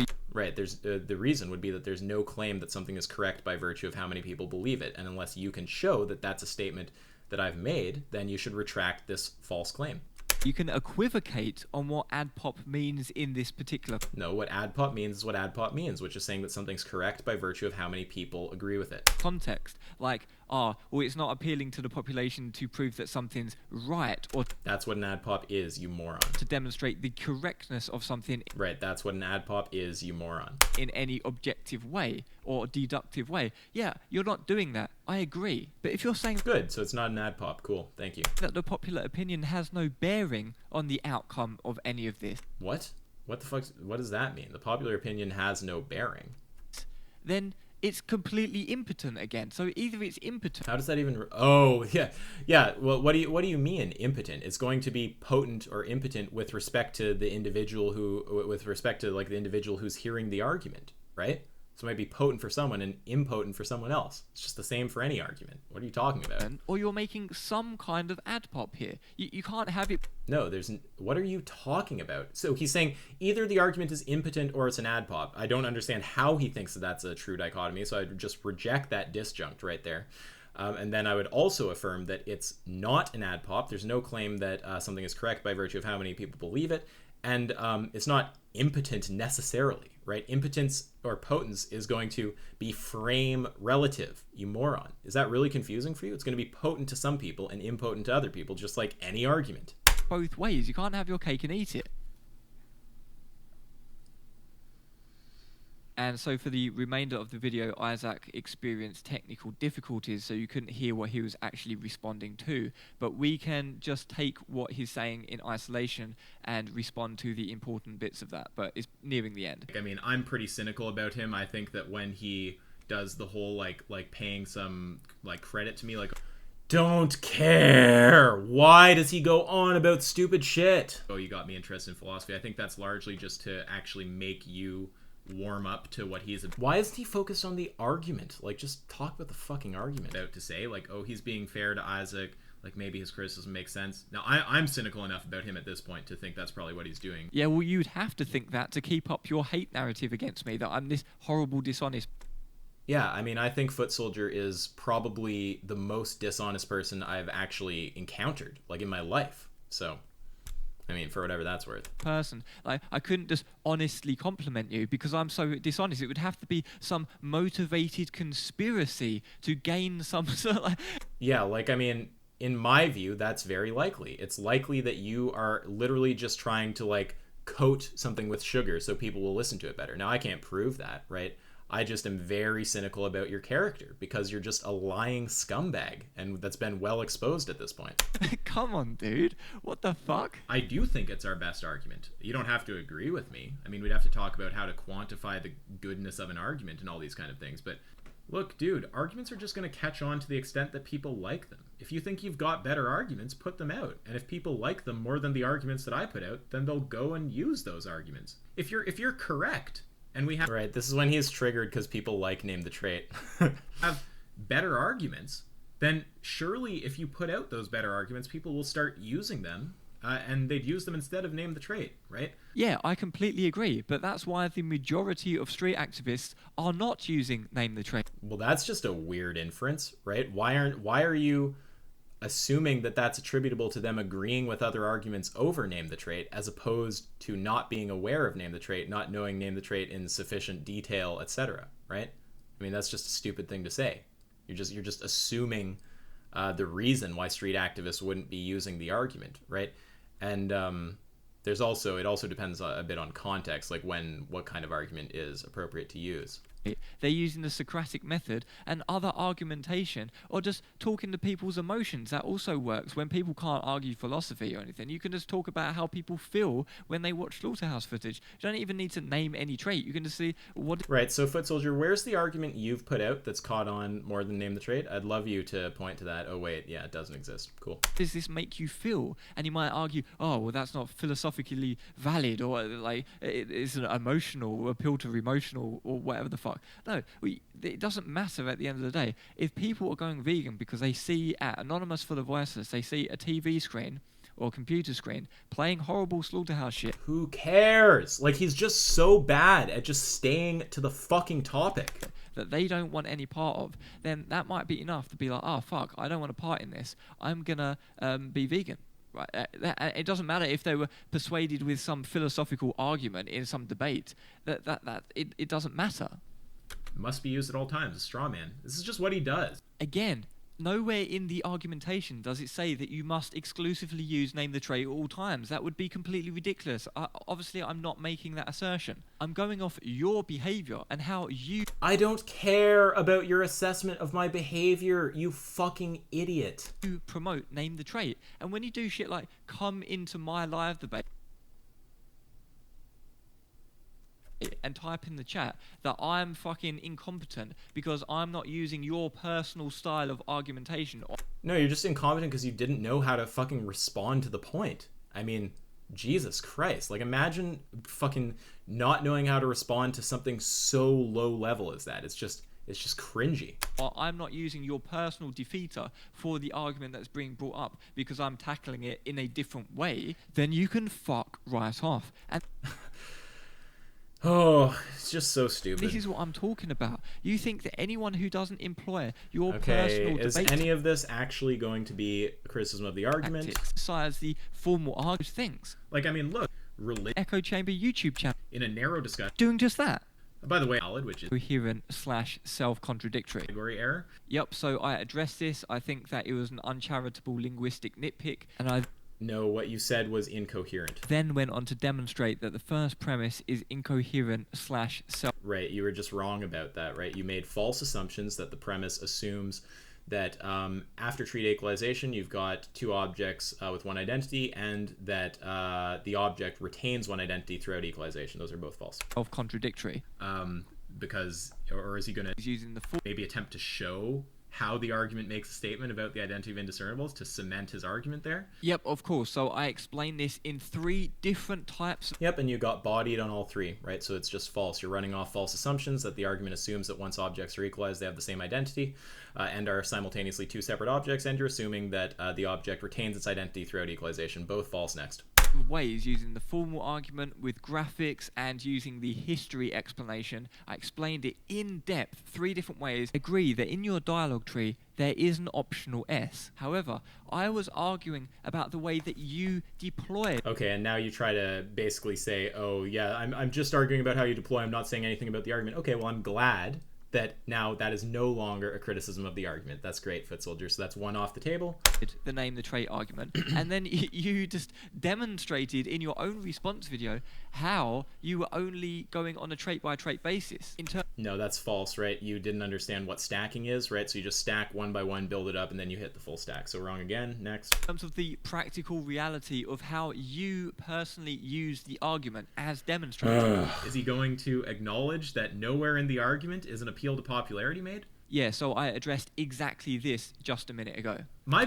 Okay, yeah, so you agree that the argument doesn't make any statement appealing to popularity and that it can run multiple traits. So you've tried to, cover that in a bunch of bullshit, but you've conceded 2 points, so 2 of the main points I made, and then the one that's left is the law of identity criticism, which I'm expecting a retraction on soon, or an actual proof that the argument violates the law of identity. It's not the case that the object retains the same identity throughout the equalization process, or that at the end of the process you have 2 objects with 1 identity. Neither of those things are affirmed by the argument, so don't try to build your criticism off of them, or you will just faceplant logically as per usual yet again. Let's continue. That would be that you probably won't do any of these things. Of course you think that. Yeah, so you did 2 out of 3 with a massive amount of hedging.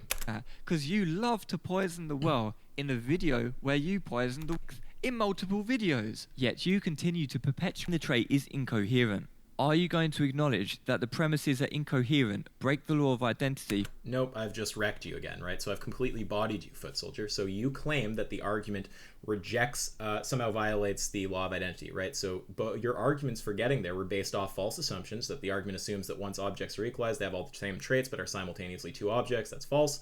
And that the object retains the same identity throughout equalization, which is false. So you've been completely bodied. You've been destroyed, wrecked, annihilated, right? So I'm expecting a nice little concession that the argument doesn't violate the law of identity, or what I would like is a formalized argument, foot soldier, proving that name the trait violates the law of identity, right? So how about you produce a formal argument proving that name the trait violates the law of identity, or you acknowledge that you were wrong, and as per usual, that's right.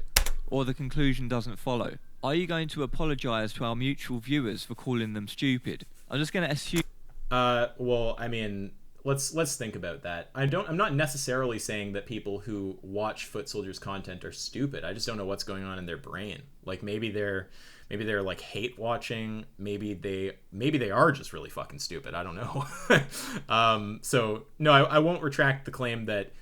I'll make this claim. There's a higher than random probability that they're stupid if they like Foot Soldier. Assume that you won't apologize to me for sliming me as a pathological liar and Never. You are a pathological liar. saying that I'm a moron, but be a gentleman You're a huge moron. for once and have the balls to admit when you've been wrong.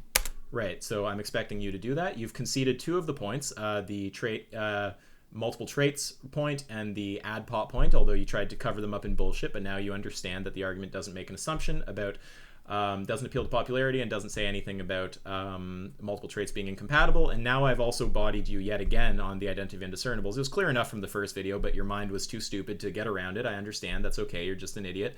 But hopefully now you can meet this challenge, right? Either produce a formal argument showing that name the trait violates the identity of indiscernibles or retract the claim, right? So you're wrong to say that. There is no violation of the identity of indiscernibles or the law of identity in the argument. You based your statement that that's the case off of false claims, like that once trait equalization is complete, you have two objects with one identity, or that one object retains its identity throughout the equalization process. Both false, completely bodied, yet again, as per usual. Let's go. Many of the objections that I'm putting forwards to name the trait in this video and my original layperson overview video were inspired by Talking to Perspective Philosophy and Shadow Star So well-known sophists, basically. Shine over in my Discord server. Recently they did a collab together on Perspective Philosophy's channel, also detailing... Yeah, we had a really fun time debunking that on Patreon stream. You can watch that if you're a patron. why name the trait doesn't work and why they think it's a bad argument. And they also bring up more kinds of points why the argument is bad than I even bring up here. So if you are interested in philosophy and you want a more in-depth look at why name the trait fails, then I would highly recommend checking out that collab video they did not too long ago. So as you know... Yep, and if you want to see that video get bodied, me and the patrons had a good laugh at it. So, yeah, just it's on Patreon stream. Ask Yourself likes to slime me as being dishonest, or Yep, pathological liar. he likes to slime Perspective Philosophy as being a He's a massive sophist. sophist, but he's got a master's degree in philosophy, whereas Ask Yourself has no formal... Yeah, he gets laughed at, right? Like on Discord, the philosophy community just laughs at Perspective Philosophy. Like they're astounded that he has a master's degree, right? He's got annihilated by just over and over again, right? I mean, if you take him seriously, then I just assume that you're philosophically illiterate. That's kind of like bottom line there. education in philosophy whatsoever. So again, I find it Right, that's not an argument against my position. characteristically arrogant that Ask Yourself would just deride him as a sophist. He's a massive sophist. Have you seen my debates with him? He just won't accept the point. He equivocates constantly, dodges incessantly, and you can't get him to just recognize basic claims. I couldn't get him to... I mean, fuck it. I couldn't even get him to understand, like, ought smuggling, right? He's just an idiot. And dismiss everything he has to say, which is a good reason to go and have a listen to what he's got to say, to be honest. So anyway, that's the video for today, and I'll see you in the next one. All right, so yeah, Foot Soldier, you've been completely bodied yet again. So you've retracted two of your stupid claims, right? You've now acknowledged that the argument does not appeal to popularity, and does not require that someone present single traits. You tried to hedge those in a bunch of bullshit, but you conceded them nonetheless, and I'll remind you that you've conceded them, so thank you for the concession. And now I'd expect a concession on the other point, which you were bodied on, which was that name the trait violates the law of identity, right? So you made two false assumptions. You were assuming, like, either you're assuming that after trait equalization, you've got two objects with one identity, or you're assuming that one identity is preserved throughout the equalization process. Both are false, so neither of those will get you to a violation of the law of identity. So either present a formal argument that name the trait violates the law of identity, or concede error on the third point yet again. All right, so that's some sophistry for you. I don't think I'll waste any more time responding to this idiot. Obviously, it just makes me mad, and it's not worth my time. So yeah, I encourage you to, if you disagree with his video, to just downvote the living shit out of it. Obviously, I think that videos that spread misleading information, we should all just downvote them. I mean, that's my view. So I'm going to go head over and do that right now. I encourage you all to do the same. Okay, that is all for today. Till next time, and Foot Soldier, I'm waiting for the formal argument explaining how name the trait violates the law of identity, or a concession on the third point upon which you were bodied. Till next time, bye-bye.